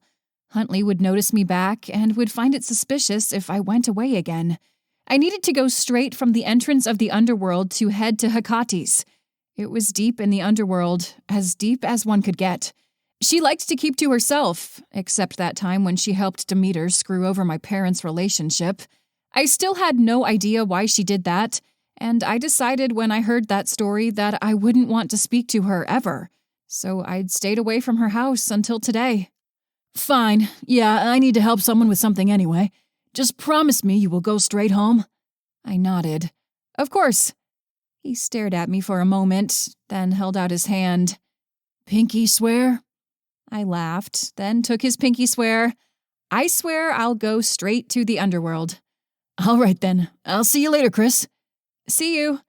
He hurried off in a different direction. I was surprised he let me off the hook that easily. He must have really been distracted by something. Well, now he could take care of whatever it was and not have to worry about me. I strode off in the opposite direction, looking for a space where I could teleport to the entrance of the underworld. Before she disappeared from my life, my mother taught me how to teleport on Earth if the occasion ever arose. I wish we could teleport like that in the underworld, but it seemed that my father made that impossible.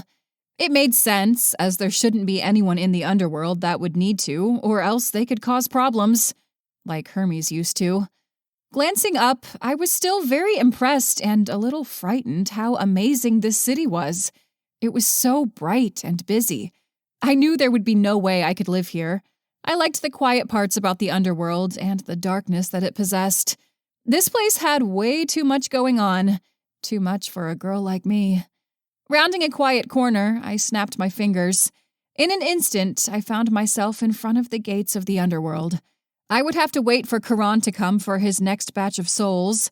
By the looks of it, it wouldn't be too long since there were quite a bit of souls lining up. I made my way to the front of the line. Excuse me, pardon me, Queen of the Underworld coming through. They all moved for me, both confused and flabbergasted that I was in fact the Queen of the Afterlife for them. These souls were all ones that needed to be judged. It appeared my work was already piling up. It was no matter, however, as after I would do what I was about to do, these souls would probably be set free. I apparently couldn't change that fact. Now that I thought about it, how many souls were down there? Would human souls be set free? Would they go back to the mortal realm, or would they just kind of be stuck in the underworld roaming around? That would be a lot of cleanup. But once my father was let out, I could close the door and hope that most of the human souls wouldn't be set free. It would be fine. Right? My stomach began to knot. Did I really know what was going to happen, or was I just hoping for the best? If it was possible to open the gates of Tartarus, that meant that it wouldn't be that catastrophic, right? I couldn't imagine it would destroy everything. No, it would be okay. I would get my father, then he and I would close the gate and take care of whatever escaped. Easy peasy. At least, that was what I hoped. I could still turn back at this point, I knew. The only other person who knew what I wanted to do was Ether, and I doubted he would have a way to open the gates. He even admitted getting the torches from Hikati would be difficult, and he didn't want anything to do with her. So perhaps I could just go home, have a nice evening with Huntley, and forget everything that happened today. But then my father would still be in Tartarus, suffering for the mistake I had made. I clenched my hand. No, I couldn't let him keep suffering. I had to do something. So to Hikati's it was, once Charon showed up, of course. These human souls would have to wait until Karan took me where I needed to go and came back. It wasn't like they didn't have eternity anyway. While I waited, I wondered what I would tell Karan. It wasn't like I could tell him the truth, of course, and I had no idea what sort of excuse I would need to give. Not that I needed to give an excuse. I more just needed to tell him something so he would stop pestering me. I hadn't ever met her, so perhaps I could say since I was the queen of the underworld, I wanted to go introduce myself. Yeah, that made sense. It was decided. About 40 minutes passed when Karan finally arrived. He was singing Don't Fear the Reaper by Blue Oyster Cult as the doors opened and he came into view. Everyone was staring at him, afraid, but I simply rolled my eyes. Was this really how he treated the recently departed? I might have to talk to him later. Then again, these were souls I needed to judge. I couldn't blame him for having a little fun with it. I guess I would let this slide. As he got closer, he squinted and waved his hand. Your Majesty, I didn't realize you had left. What brought you to the mortal realm? I had some business with Hermes, but I need you to take me to Hikati before you take some souls to the castle. Can you do that? I asked as I stepped up to the dock. He nodded. For the queen of the underworld, I can do anything. Karan turned to the rest of the souls waiting. Bow down to your queen. She is the one ruling the underworld. I did not want to deal with this right now. I turned to find all the humans either very, very confused or doing as he said and bowing. I smiled to them and turned to Karan. Let's just get out of here, I commented as I got on the boat. As you wish, Your Majesty. He began paddling and we were off. We went a whole minute before Karan began talking. So, why do you want to see Hikati? You have never visited her before. Just as I suspected. I sighed. Oh, you know, I'm the queen of the underworld now, so I figured I would get to know everyone down here. That makes sense. We already know each other pretty well, so I guess you won't need to visit me, now will you? I pinched the bridge of my nose. Nope, I won't need to. Well, Hikati is an interesting woman. She's super old, even older than me. She was the one who helped Demeter find your mother all those years ago. I always wondered if she hadn't helped Demeter, whether Persephone would have stayed in the underworld all the time instead of just 3 months of the year. I guess we will never know, will we? Nope, I guess not. I really did blame Hikati for half my problems. If she hadn't caused issues for my parents, then my mom wouldn't have turned out to be a bitch, and I wouldn't have gone to the mortal realm. Then my father wouldn't be in Tartarus. I sighed as we kept traveling. Karan was talking about something, but I wasn't paying attention anymore. After all these years, I had gotten pretty good at tuning him out when I had other things on my mind. I glanced around, wondering how long it would take us and how much would change once I opened the gates to Tartarus. Would I be able to make it all go back to normal? I had to be able to, or else how would I live with myself? But my father was powerful, just like I was. He and I could put the rest of the souls back. There was also the matter of Zeus. I would get to that when I got to it, though. First thing was first, I had to steal the 2 torches from Hikati. We traveled for an hour when we finally arrived at Hikati's place. It was large. Not as large as my castle, but it was a lot bigger than I expected. This worked to my advantage, however, as then I could sneak around and get in with the less likely chance she would notice. I would just have to figure out where exactly the 2 torches were. As we paddled in, I realized I would need a boat back. Shit. I turned to Karan. Is it possible for you to make me a boat that I could get back home with? He nodded and snapped his fingers. Another boat appeared behind us. How else do you think I'm able to cart so many souls at a time? That was fair. I suppose he did need more boats as soon as possible. Thank you. Do you know the way back? I nodded. Yeah, I'll be able to figure it out. Well, then I'll leave you in the boat at the dock, and you can have your fun date with Hikati. Chapter 18. Huntley. Ether studied me as he smoked his pipe. He apparently was surprised I would pry into what information he gave Chrys, or that I would make a trade such as this. After a moment, he started laughing. You and Chrys are quite similar. She traded information for a taste of my pipe. My eyes widened. She did what? It was hard for her to resist. I think if she was just a little weaker, I could have gotten her to stay here forever. But alas, she snapped out of it for some reason.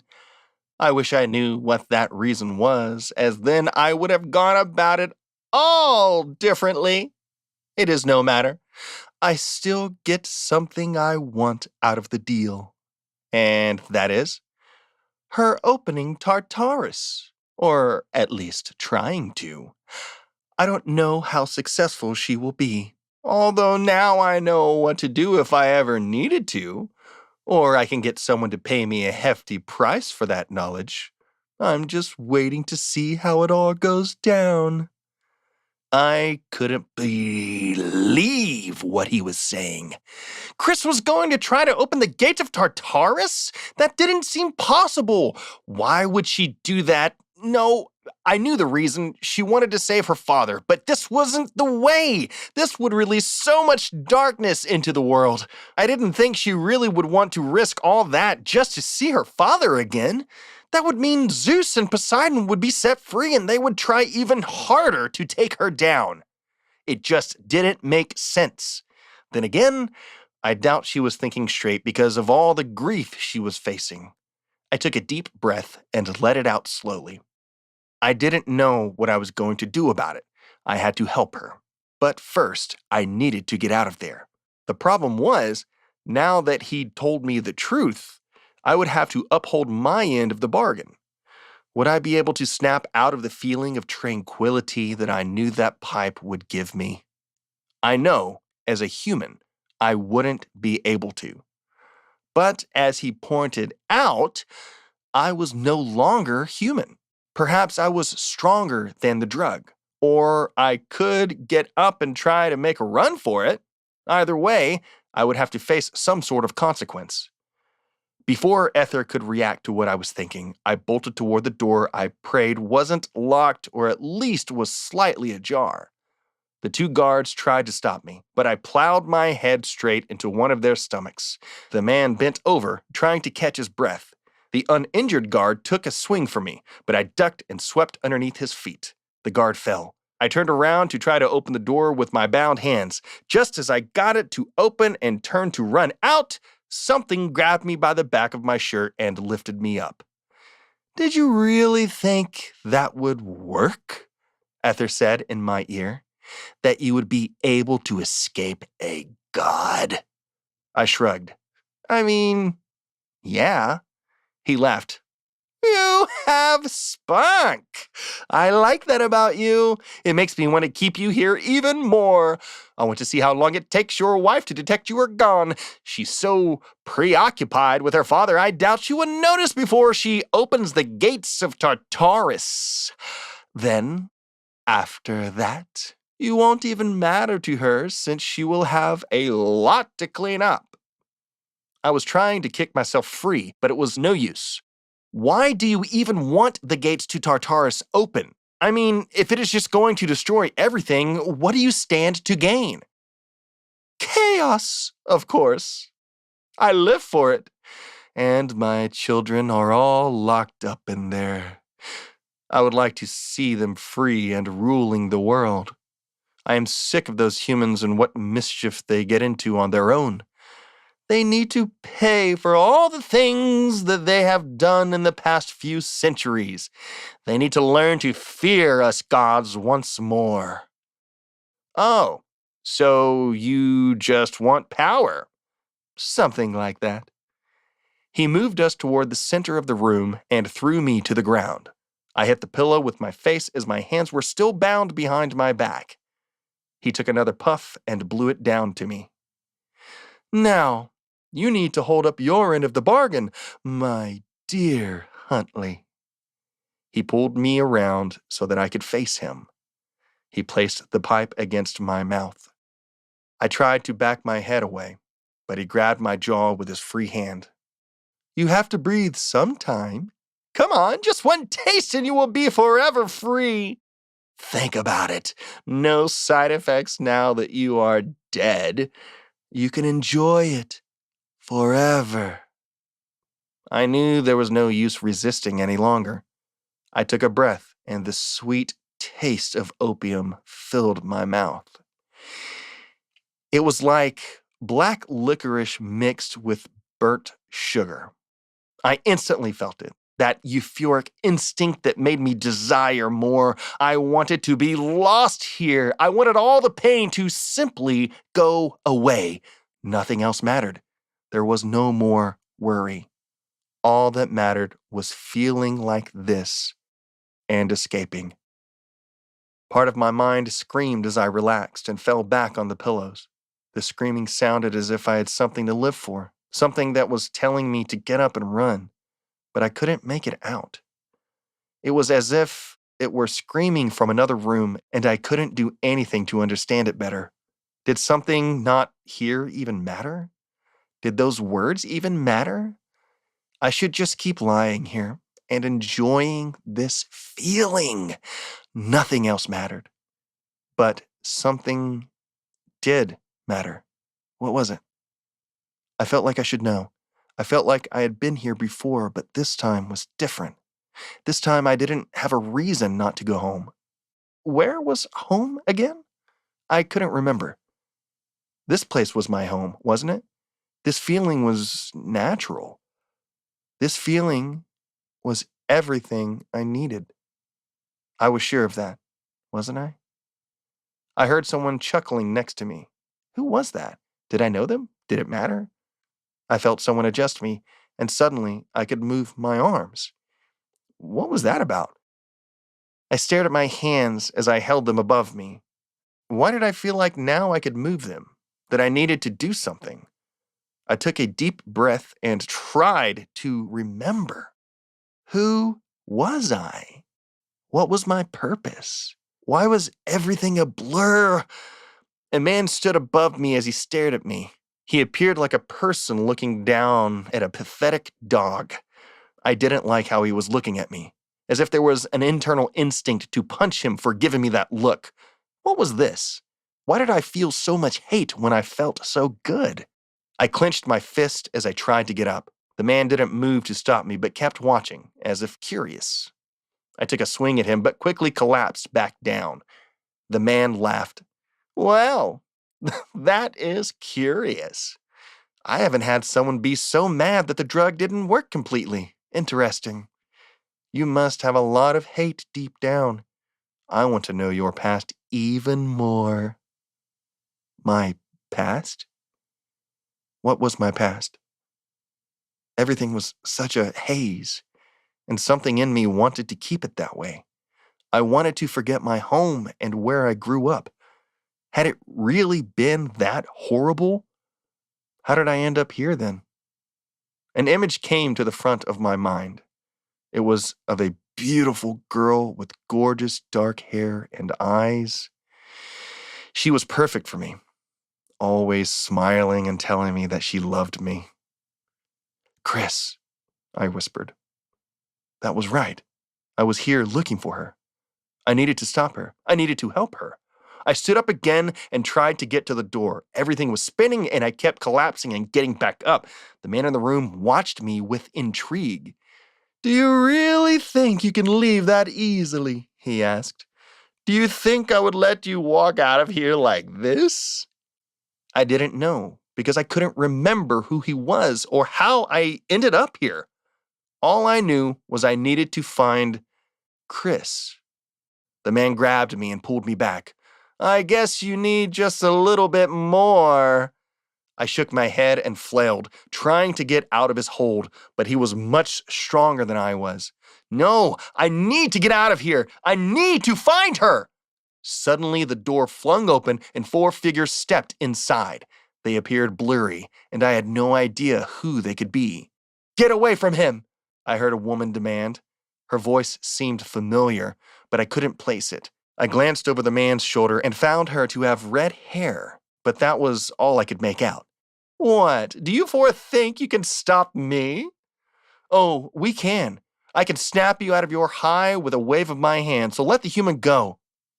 The man got off me, and moments later I felt someone grab me and toss me over their shoulder. "Don't worry, Huntley, we got you," the person holding me said. I wasn't sure I could trust them, as I didn't know who they were, but I figured it was fine since they were saving me from this place. "I'll get him back," the man who had recently held me down yelled after us, "and he will never wake up from his dream." I didn't like how he said that, and I made a note not to go near him again, whoever he was. Now I just needed to figure out who these people were and if they were going to help me find Chrys. Chapter 19. Chrys. I circled around the mansion when I finally found a window that was open. I felt a little like Huntley as he snuck around the castle and got into Father's stuff all the time. Sometimes I went along with him and went into parts that I wasn't supposed to go into. Now I had access to the entire castle, and we didn't have to sneak around any longer. The window was up high, but there was a tree that had some branches I could climb and reach it. I had no idea what kind of tree it was, as there weren't many in the underworld. I had heard that Hikati was a witch, so if she was like Maka, then she had a lot of plants growing in her garden. I had seen quite a few, but I didn't know anything about them. Perhaps someday Maka could teach me. I climbed up the tree and was able to reach the window. I glanced inside to make sure that there was no one waiting for me. Lucky for me, there wasn't. I stepped inside and found it to be sort of Victorian-esque, which was not what I was expecting. Since she was a witch, I thought perhaps it would be more like Maka's house, but that was not the case. That was no matter, as all I needed were torches. I wasn't here to sightsee. As I went through the room, which appeared to be a study with some couches, books, and a desk in the middle, I noticed that there was a lot of dust everywhere. Perhaps no one was home, which would be great for me, but I would keep an eye out, just in case. I stuck my head out into the hallway and didn't see anyone. Even the floor was covered in dust. From what I could see, there were no footprints anywhere around here. I didn't know what to make of it, but kept on listening for any noise. Perhaps she just didn't come up to the highest floor. As I made my way through the upstairs, I checked every room. I had no idea where those torches could be, so I had to check thoroughly. I wasn't sure if they would be lit either, but I had a feeling the odds were they were. Why else would they be so magical to contain the ability to open the gates of Tartarus? I had found a few bedrooms, another study, a large library, but nothing else. Why were there so many rooms? If it was only Maka here, it made no sense. I ventured down to the second floor, careful not to touch the railing because it was disgustingly dusty and was making my skin itch. I stared up at the large glass ceiling that was above the stairwell to find it covered in cobwebs and spiders. It was so cool. I wish I could have brought Huntley with me, as he would have had a lot of fun looking at this place as well. Perhaps later, if Hikati wasn't, in fact, here. I had a feeling once she figured out what I had done, I wouldn't be allowed back. The second floor was much the same as the third. I still wasn't sure why one person would need so many rooms. Did she used to have a large family? Did she used to throw a lot of parties? From what I could tell, no one had been around here for quite some time. I hadn't heard about her moving or anything, and Karan would know of any rumors. He'd brought me here, which meant that she was here. So where the heck was she? And why was this place like this? The more I peered around the second floor, the more I began to worry something either happened or this was some kind of trap. I took a deep breath. Perhaps it would have been smarter for me to simply knock on the door, distract Hikati, and then search for it. Or, since I was the queen of the underworld, I could ask to inspect the torches and then take them for myself. I was the queen, after all. Not that it mattered to her. If she cared about royalty, she wouldn't have screwed over my father like she did. So I didn't care if I was trespassing or if she might hate me. She probably already did. I finished searching the last room that was part of the second floor. It had been a gaming room with old-style games such as billiards and darts. It was a little surprising, as I didn't think Hikati would be into that sort of stuff. Perhaps she really got into the 1800s. To each their own, I supposed. I began to descend to the first floor. Light was shining through the top of the building now, highlighting the dust that was floating through the air. It took everything for me not to sneeze and just keep itching my skin. I hated the feeling of dust. It was the worst. The first floor was open and didn't have many rooms. It was like that of a grand ballroom. I imagined dozens of people here, all in large dresses and suits, dancing around. Did that actually happen here? And if so, who came here? None of the gods were allowed into the underworld unless they were dead. Unless the stories were true, and Hikati had a secret passage that the gods could use to get to her. What was with all these gods not doing as my father ordered? They always went behind his back to cause trouble and never allowed him anything he wanted. First his wife and then me. I felt my skin begin to get warm. I just wanted all of them to disappear. My father didn't deserve how he was treated by any of them, and he didn't deserve to go to Tartarus. There was still no sign of the torch. I had searched all of the ballroom, the kitchen, and the few parlors that were scattered downstairs, but there was nothing. I took a deep breath, wondering where it could be and where in the world Hikati was. I came upon my last door and opened it. The door creaked open, and I found a dark stairwell that led down into a basement, I presumed. The walls were rocky and cold, and I saw a flickering at the bottom of the stairwell. Were those the torches? There was only one way to find out. I stepped slowly, as the stairs were cold and a little wet. It was as if it were part of a cave. Was this the cave that the gods could come through? I had so many questions and not enough time to try to answer all of them. All I knew was that I needed to find the torch. There was no noise other than the echo of my steps as I ventured down farther and farther. I wanted more than anything to be quiet, but no matter how hard I tried, the sound still echoed. I made it down the stairs and found a large empty room that simply had a cloth map hanging on one of the walls and 2 torches in front of the passage that led somewhere deeper into whatever cavern this was. Since there were 2 torches, I figured those were it. I took a deep breath and let it out slowly. This was it. I had found them. Glancing over to the map, I had found that it was a map of the underworld, and then part of it showed a pathway that led to different realms. It seemed the tunnel where the torches stood branched off into different directions depending on where a god needed to go. Did all the gods use this? It seemed that it went to Olympus and deep into the ocean. Did Poseidon and Zeus come here as well? All under my father's nose? I wondered if my father knew of this, and that the underworld had been compromised all this time. Gods were not supposed to roam freely down here, and it seemed to me they had galas and parties all the time. And we weren't even invited. How could Hikati, a goddess of the underworld, do this? Why would she betray my father's trust? Then again, she was the one who'd helped Demeter, so I should have figured where her loyalties lay. I took a deep breath and let it out slowly. After I got my father out of Tartarus, I would most definitely be dealing with her and all this backstabbing business. Turning my attention back to the torches, I found that they wouldn't be hard to carry, but I wasn't sure how I was going to paddle the boat back to where Tartarus was. It was possible I could find somewhere to set them in the boat, or hold them both in one hand. Either way, I would have to figure it out. I reached out to grab them when I felt someone clutch my shoulder. Chapter 20. Huntley. Everything was beginning to make sense again, but I had one of the worst headaches I ever had. I was inside a flat in the middle of Hong Kong with Hermes, Maka, Mel, and Pothos. I had no idea how Mel and Pothos ended up joining the group, but I was thankful that they did, as I knew there was safety in numbers when it came to dealing with Ether. That was what I had learned, anyway. Everything was still a bit hazy, but that asshole had kidnapped me and drugged me because he thought it was fun and to stop me from going after Chrys. I had proved him wrong, however, as I was able to focus on Chrys and try to leave.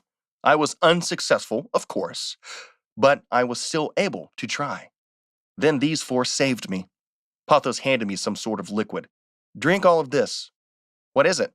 I asked as I lifted it up. I was still shaking from the drug, so I did still have side effects, even though I wasn't alive. Great. It's an herbal concoction, Maka explained. I will help get rid of the rest of the drug and make it so the side effects wear off. I took a sip and almost spat it out. This is disgusting! Stop your whining and drink it. Medicine isn't supposed to taste good. It's supposed to help you. Now, drink it. She had a point there. I drank it and tried not to gag. It was so bad! But she was right. I needed it, so I had to keep drinking. Hermes took a seat across from me at the table. So, tell us what happened. I glanced down at my cup, not sure where to start.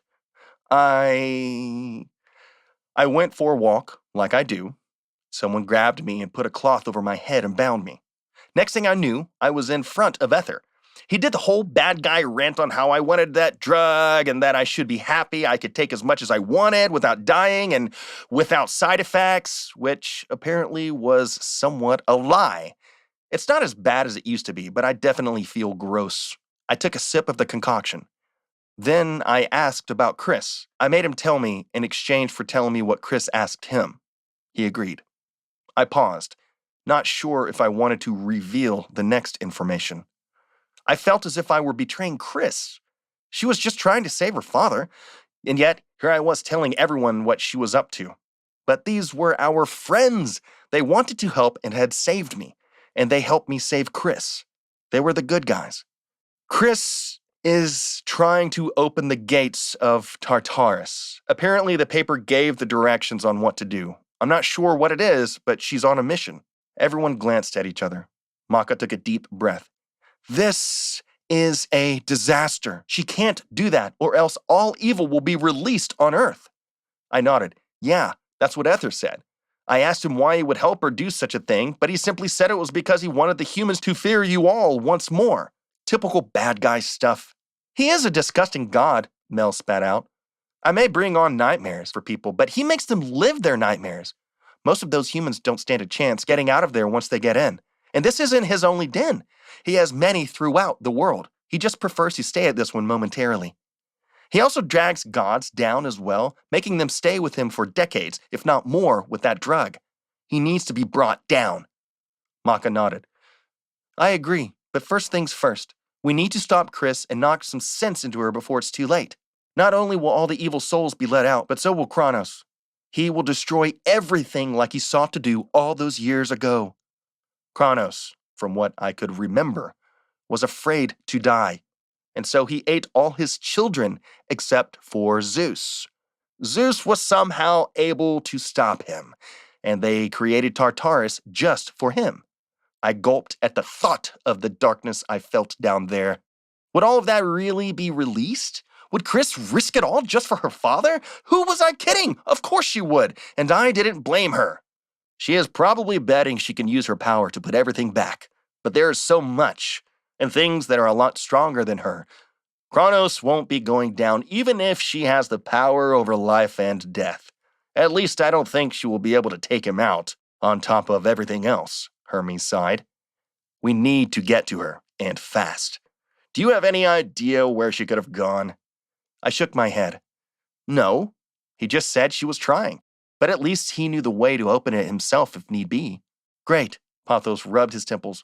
So we will have to worry about him after we stop Chrys? It would have to be something hard, Mel commented. Otherwise, Ether would have gone straight there. He has wanted to get his children back for quite some time. Maka bit her lip. I might know what she needs to do, but I'm not sure. We all stared at her. Hermes was the first to comment. Well, spit it out! There have been rumors going around for some time. It's not as if anyone in the underworld has ever wanted to open the doors of Tartarus, so we never looked further into it. And information from the underworld never leaves. But I'm not sure if I should reveal it. Maka glanced around. Although I knew everyone here, she might not have known them as well as I did, being in the underworld for so long. Hermes used to trick Hades all the time and bug him, and I have no idea what she knew of the other two. Everyone at this table tried to help Chrys, even Hermes when he could. I trust them all with my life. You can tell them the truth, I said. Maka nodded. Right.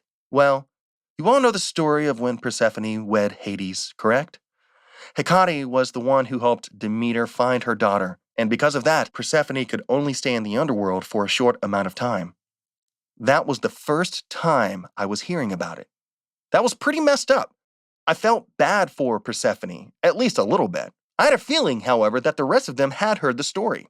Well, she went on, the way Hikati is able to navigate the underworld is through the torches she has.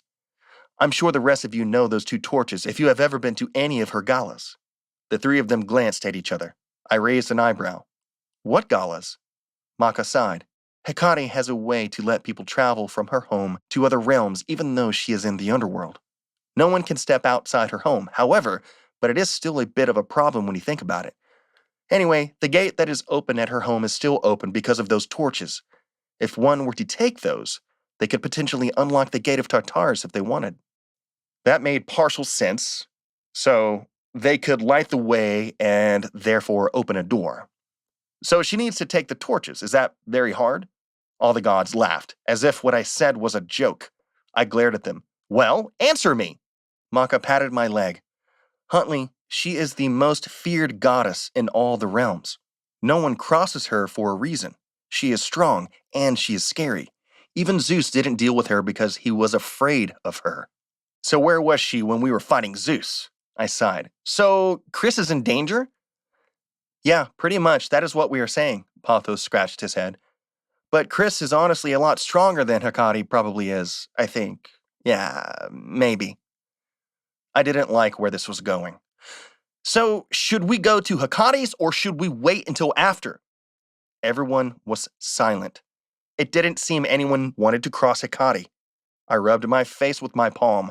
I was already feeling better with the drink Maka had made me. What is she even thinking? I whispered. All this just to get Hades back? I mean, I liked him, but this is a little much, right? She is risking everything. And Hades risked everything for her, Maka explained. She doesn't want to face the fact that a choice she made, although it would have happened eventually, caused the destruction of her father. No one blames Chrys for what happened, as it really was all Zeus's fault, but she probably doesn't see it that way. Pothos added, I'm surprised she was able to leave Ether's den. Most gods who fucked up and felt any guilt don't exactly leave there very easily. She has a strong will, as I presume Ether made her try the opium he has. I nodded as I looked down at my cup. Yeah, he did. He said she was interesting as she was able to snap out of it. She's strong, I give her that. And so are you, Pothos smiled. I know how hard it was for you, and when we got there, you were fighting back. That took courage and will. I'm just glad I was already dead. It didn't quite affect me like it did when I was alive. But that isn't what we're talking about. What should we do next? Hermes stood up. I say we wait for her in front of Tartarus and stop her before it is too late. Who's with me? Chapter 21. Chrys. I turned to find a woman who appeared to be almost the same age as me, staring at me with wide, creepy eyes. She wore a long black dress that made it look as if she had murdered her husband and was now lying to the police as she strode about her mansion. I gulped and gave her a smile. Hello there, you must be Hikati. I am Chrys, the queen of the underworld. I came down here to meet you since I am now the ruler over all this place. She stared at me a moment longer, still not blinking. Maybe she didn't have parties. Maybe she just had a mansion to be creepy. What are you doing here? I just said I wanted to meet you. She shook her head. Then why did you climb my tree and go through the open window? Well, she had me there. I knocked and no one answered. I got worried, so I decided to sneak in. I'm glad to see you are safe and sound. That's a lie. You never knocked. I would have heard.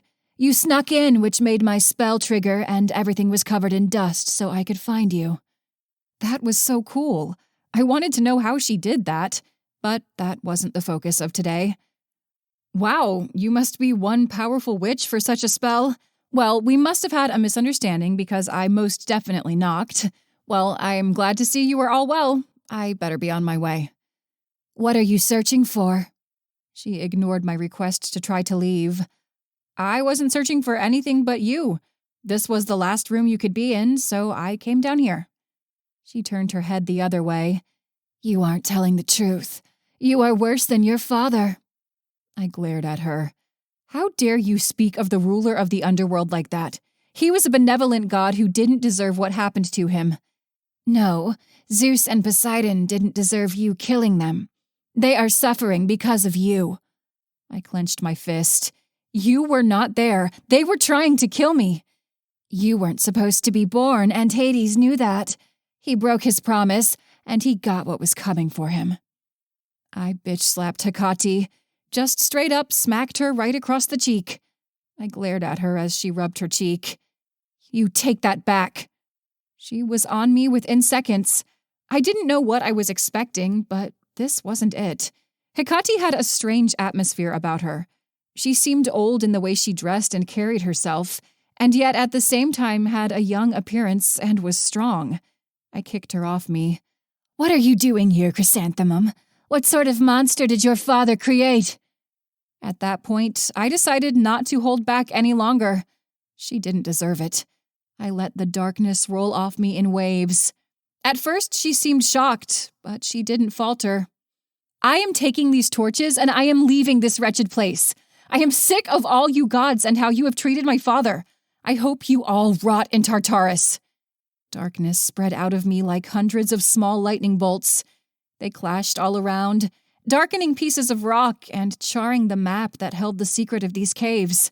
I expected Hikati to be covered in marks, but she was unharmed. My eyes widened. "How do you think you are the only goddess of darkness? Think again." She was on me in a matter of seconds.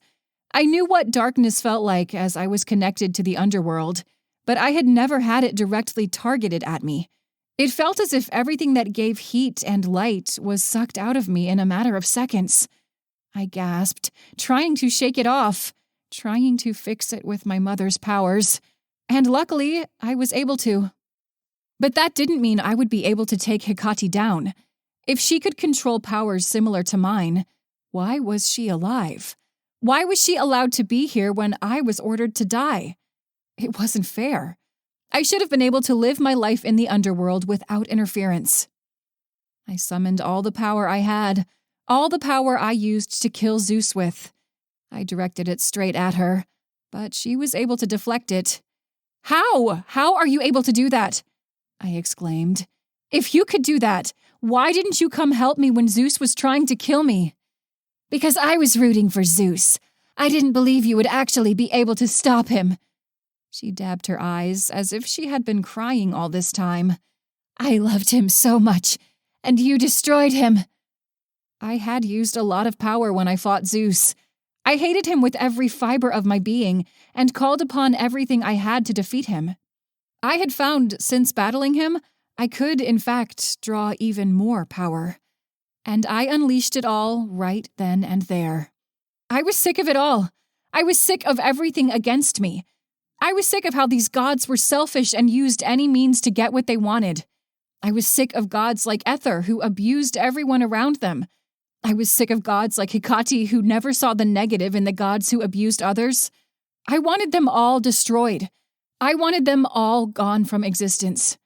Darkness swallowed the entire room, everything but the torches.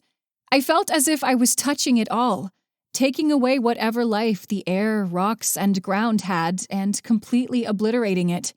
If there were plants here, they would have turned into dust. I wanted all of it gone. I wanted every living thing completely destroyed. I took a deep breath, trying to make sure not to let it go and completely take out a piece of the underworld. I didn't want more to suffer. I didn't want to do what I had done on Earth 2 years ago. I just wanted Hikati dead. As I exhaled, I let the darkness fade. The 2 lights began to flicker again, bringing light back into the cave-like basement. Hikati appeared like a frail elderly lady as she lay on the ground where she once stood. My heart was racing. I was afraid that she would be fine after all that, as she was able to block my earlier attacks. I went to grab the torches when something grabbed my leg. I glanced down to find it was Hikati. I screamed. Her skin was slowly regenerating, as if she were drinking from the fountain of youth. Her white hair slowly turned back to the dark color it once was. "How dare you attack me in cold blood like that? Just die!" I screamed as I kicked her in the side. She didn't let go of my foot. "Zeus himself was afraid of me. Your father feared me. I am the most powerful goddess." She dug her nails into my skin. I let out a scream as I kicked her again. I glanced around. I could almost reach the torches. The torches which happened to be on large stakes. I reached forward and was able to grab the stake. I pulled the torch out and held onto the handle. Quickly, I spun around and stabbed Hikati straight in the torso, pinning her down to the ground. She screamed as she let go of my leg. I jumped back and watched her try to unpin herself. She wasn't able to get enough strength to pull it out. As fast as I could, I grabbed the other torch and went straight for the gondola that Karan had left for me. I climbed up the stairs to find that the entire place was no longer covered in dust, but nicely clean and full of light and power. What the? I shook my head. I didn't have time for this. I needed to get out of there. "I'll get you, Chrys, if it's the last thing I do," I heard Hikati scream. That was my cue. I headed to the front door and ran straight for my gondola when I felt something tackle me to the ground. I dropped both the torches. Hikati turned me around and began clawing at my skin. "What the fuck is wrong with you?" I exclaimed. "I'll do everything I can to stop you from opening those gates. What has died and was sent there should never be released. I am the protector of Tartarus, and I'll do whatever it takes." Well, I couldn't blame her. I glanced around for something to use as a weapon, as it seemed that neither of us could take the other out with our powers. I saw one of the torches and grabbed it.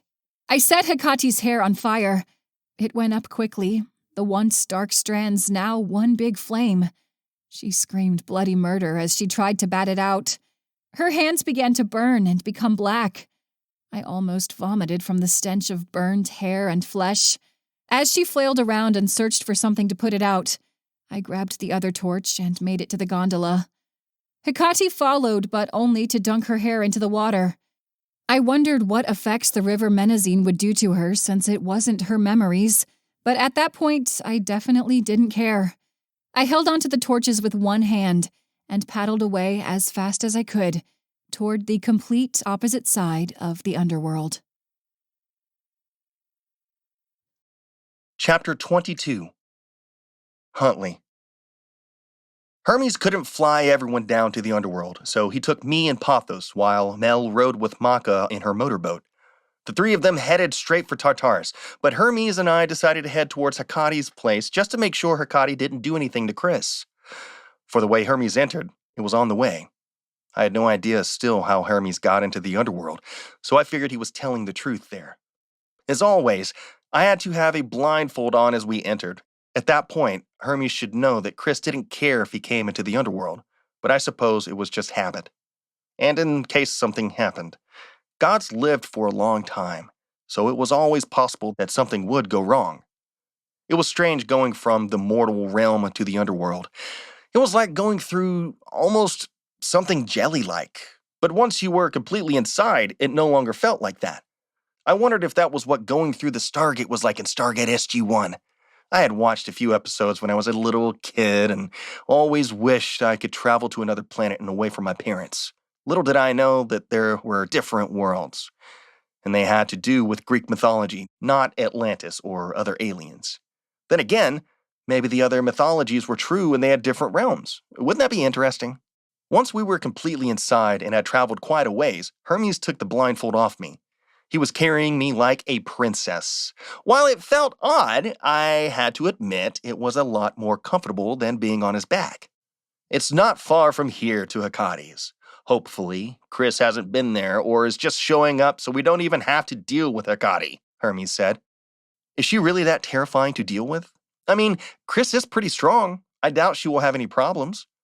Well, normally I would agree, but Hikati is a sorceress who deals with dark magic.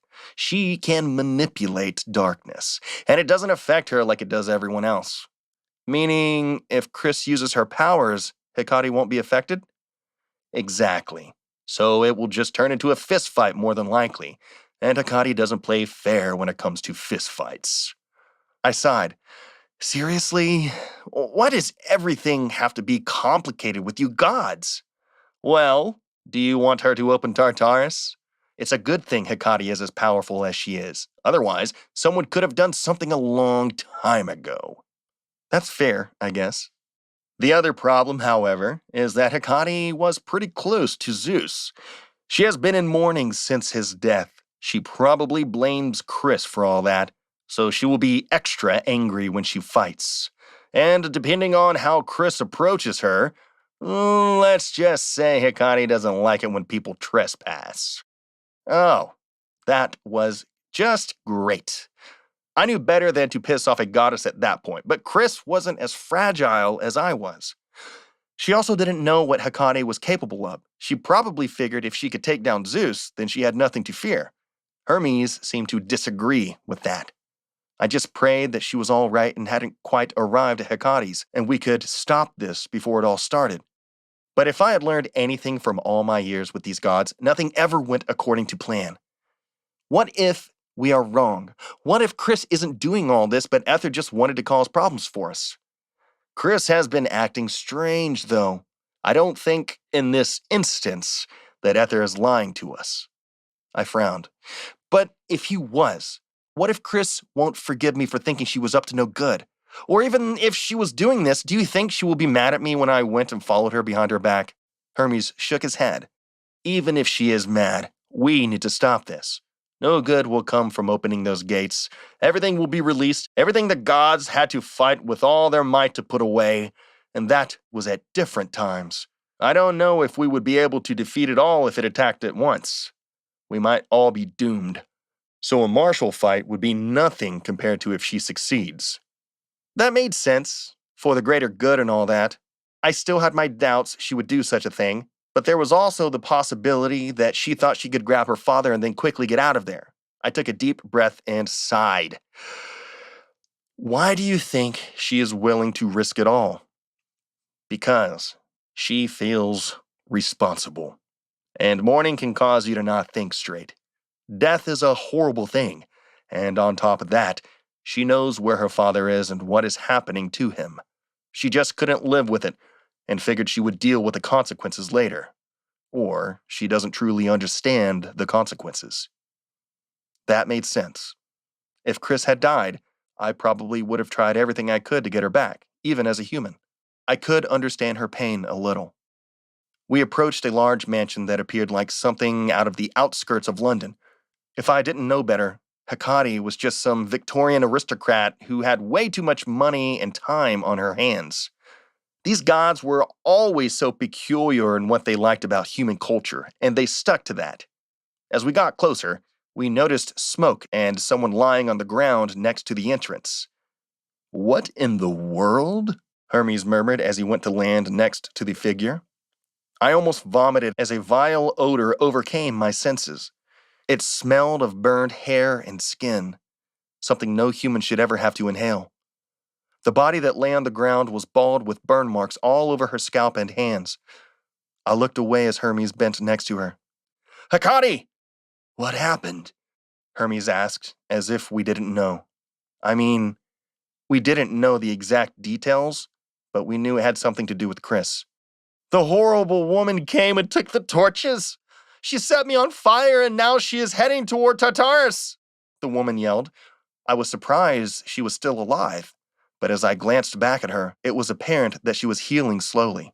Some of the wounds I had seen were already closed up. I couldn't believe Chrys would set someone on fire like that. But then again, I wasn't sure what exactly had happened. If her power of darkness had no effect on Hikati, then she would have had to do something to stop her. But still, that was not something I wanted to ever experience. Hermes turned toward me. "We have to hurry and go stop her." Chapter 23. Chrys.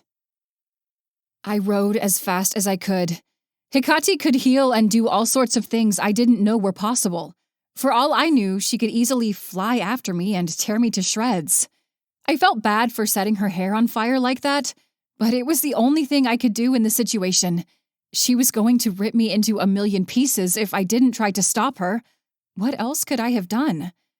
I tried to slow my breathing down to calm myself, but it was no use.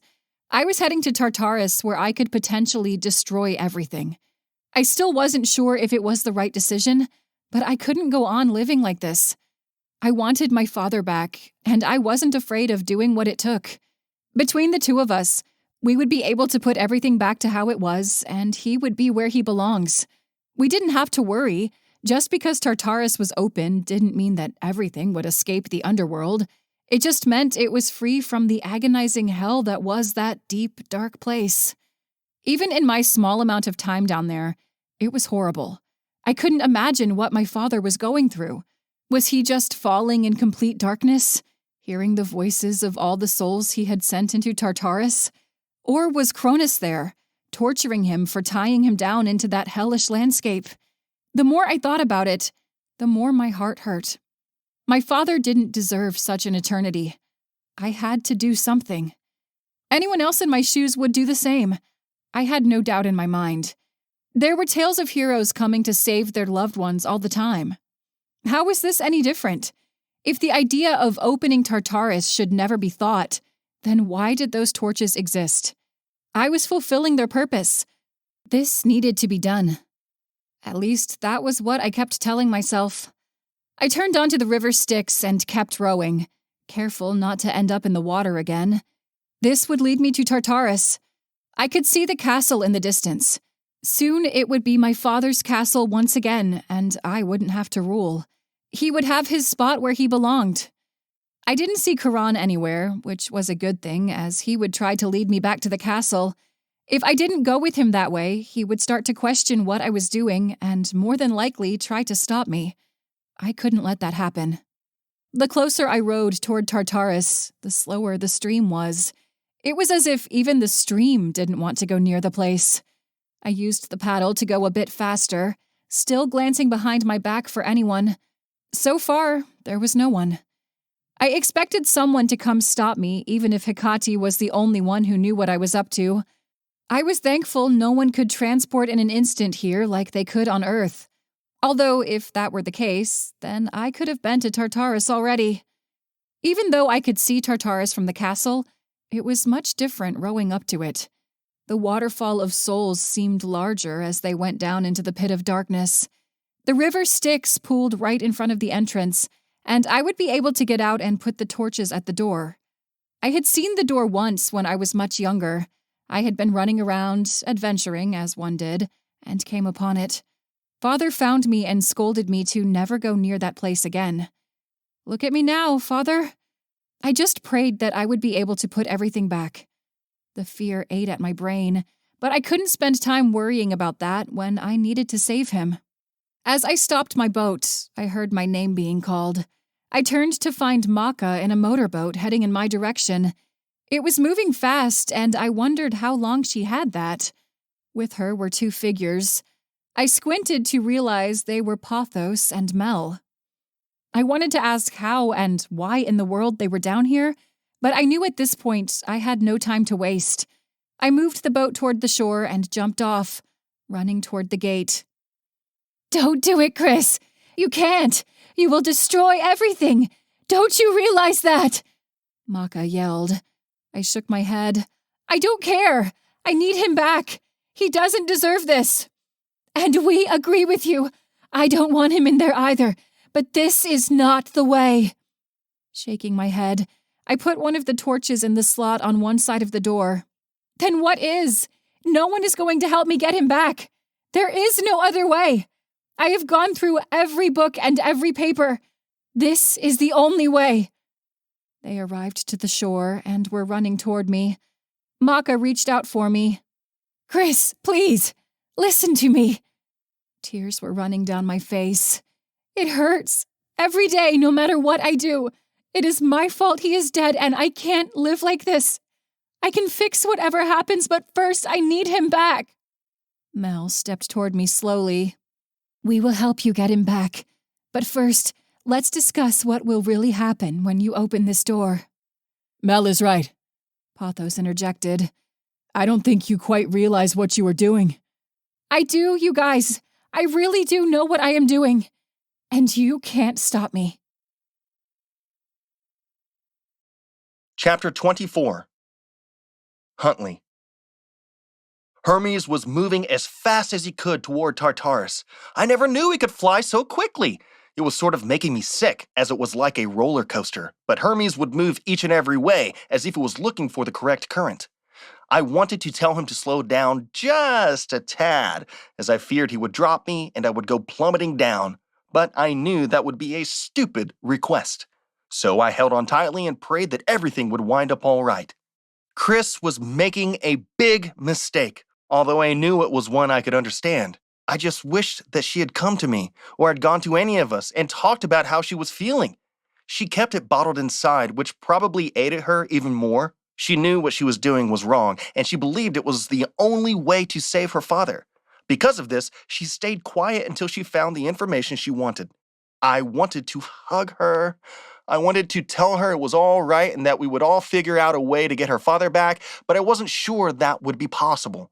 For all I knew, which wasn't much, this was indeed the only way to save him, and no one would agree to it, which was why she'd acted on her own. If I had known the truth, would I have tried to help her? Or would I have simply sided with the other gods and agreed it was too dangerous? By the sounds of it, there were a lot of horrible things down here. What if they were able to get out of the underworld and make their way to Earth? They could destroy everything. I still wasn't sure why Ether wanted to help Chrys or what he had to gain. I understand how he believed the gods were forgotten, as they were taught like some fictional tale in history classes, but would destroying the world really make that any better? I didn't think it would, but I suppose I was just some kid who didn't know anything. After thousands of years, I believed these gods started to lose their minds. It was the only explanation. Are we there yet? I asked Hermes, trying to calm myself down. There was so much at stake now, I wasn't even sure my mind could comprehend it. See that big waterfall of souls before us? I nodded. Yep. That is where we are going. So no, not quite there. Right. Tartarus, although a horrible, horrible place, was quite beautiful to look at. It was like a huge hole in the sky where bluish souls rained down, making one of the most wonderful sceneries that I had ever seen. It was bigger than what I believed Niagara Falls was, at least from the pictures I had seen. I just tried not to think about where the souls were going. During my time in Tartarus, I never imagined I could be saved. I suppose I really was just in this part of the waterfall before I was truly in the darkness that went through the center of the world. I couldn't imagine what it was like down there and what all those souls were experiencing. Was it like fire? Was it just dark? Could you see any other soul? Were Hades, Poseidon, and Zeus just annoying each other for all eternity? I had no idea, but I doubted anyone else really knew. As we approached, I could see Maka's boat. She was able to reach Chrys before she opened the gate. Thank goodness. If they were able to hold her off until we got there, I was sure I could calm her down and get her to come back with us. Hermes landed behind Pothos and Mel. Chrys's eyes widened as she saw me. Were you the one who figured out what I was doing? Her eyes were already full of tears as she held the second torch. Did you follow me? All of us were concerned. You weren't acting normal, I began. I just wanted to make sure you were safe. She frowned as if conflicted. She glanced around at everyone. I wondered if it made her feel supported, or if she was beginning to feel like the entire world was against her. She took a deep breath. I just wanted him back. I don't care what it takes. I shook my head. No, Chrys. You don't know if this will bring him back or if it will just cause more problems. Please, just hear us out. I have done things I can't go back on. If I found out this was the only way to get my father back, I doubt I'll have a second chance in retrieving those torches. She turned to the gate. So there is no turning back at this point. We all dove toward her to stop her, but it was too late. The torch went into the slot, and the gate of Tartarus was now open. And I expected a little more. The door opened slowly, and there wasn't anything. Nothing was coming out of it. There was no sound. Nothing. Everyone glanced around, as if trying to figure out what exactly had happened. Chrys peered around and slowly stepped inside. I tried to grab her wrist, but it was too late. The moment she went inside, a big roar sounded and darkness came pouring out of the gate. Chapter 25. Chrys. I was surrounded by darkness. I couldn't hear anything or see far in front of me. I wanted to call out, but I felt as if something was stopping me. Moving forward, I knew I couldn't turn back. It was as if something had blocked my way out. Did the gate actually not let anyone out, but only let people in? If that were the case, then perhaps now I was dead, and there would be no leaving Tartarus now. Well, at least I got what I deserved. I glanced all around, searching for someone, anyone, but all I saw was darkness. I kept on moving, praying that there would be something that would answer my questions. This should have worked. There was no reason for my father not to write that note if it wasn't true. Perhaps Ether had been lying to me. I highly doubted it, however, as he seemed to want the gate to be open and had no reason to send me to Tartarus that I could tell. So, was I really considered dead, or was this some strange test to see if I really was worthy to open the gates or something? I had a feeling it was the latter. As I kept moving forward, I saw a small light. I hurried to it to find my father. I knelt down beside him and wrapped my arms around him. "Thank goodness it's you. Father, I'm so happy." He wore the same suit he had on when he was killed by Zeus. As he looked up at me, his eyes were filled with anger and rage. "What have you done?" This has been Tartarus, Queen of the Underworld, Book 1. Written by Dani Hoots.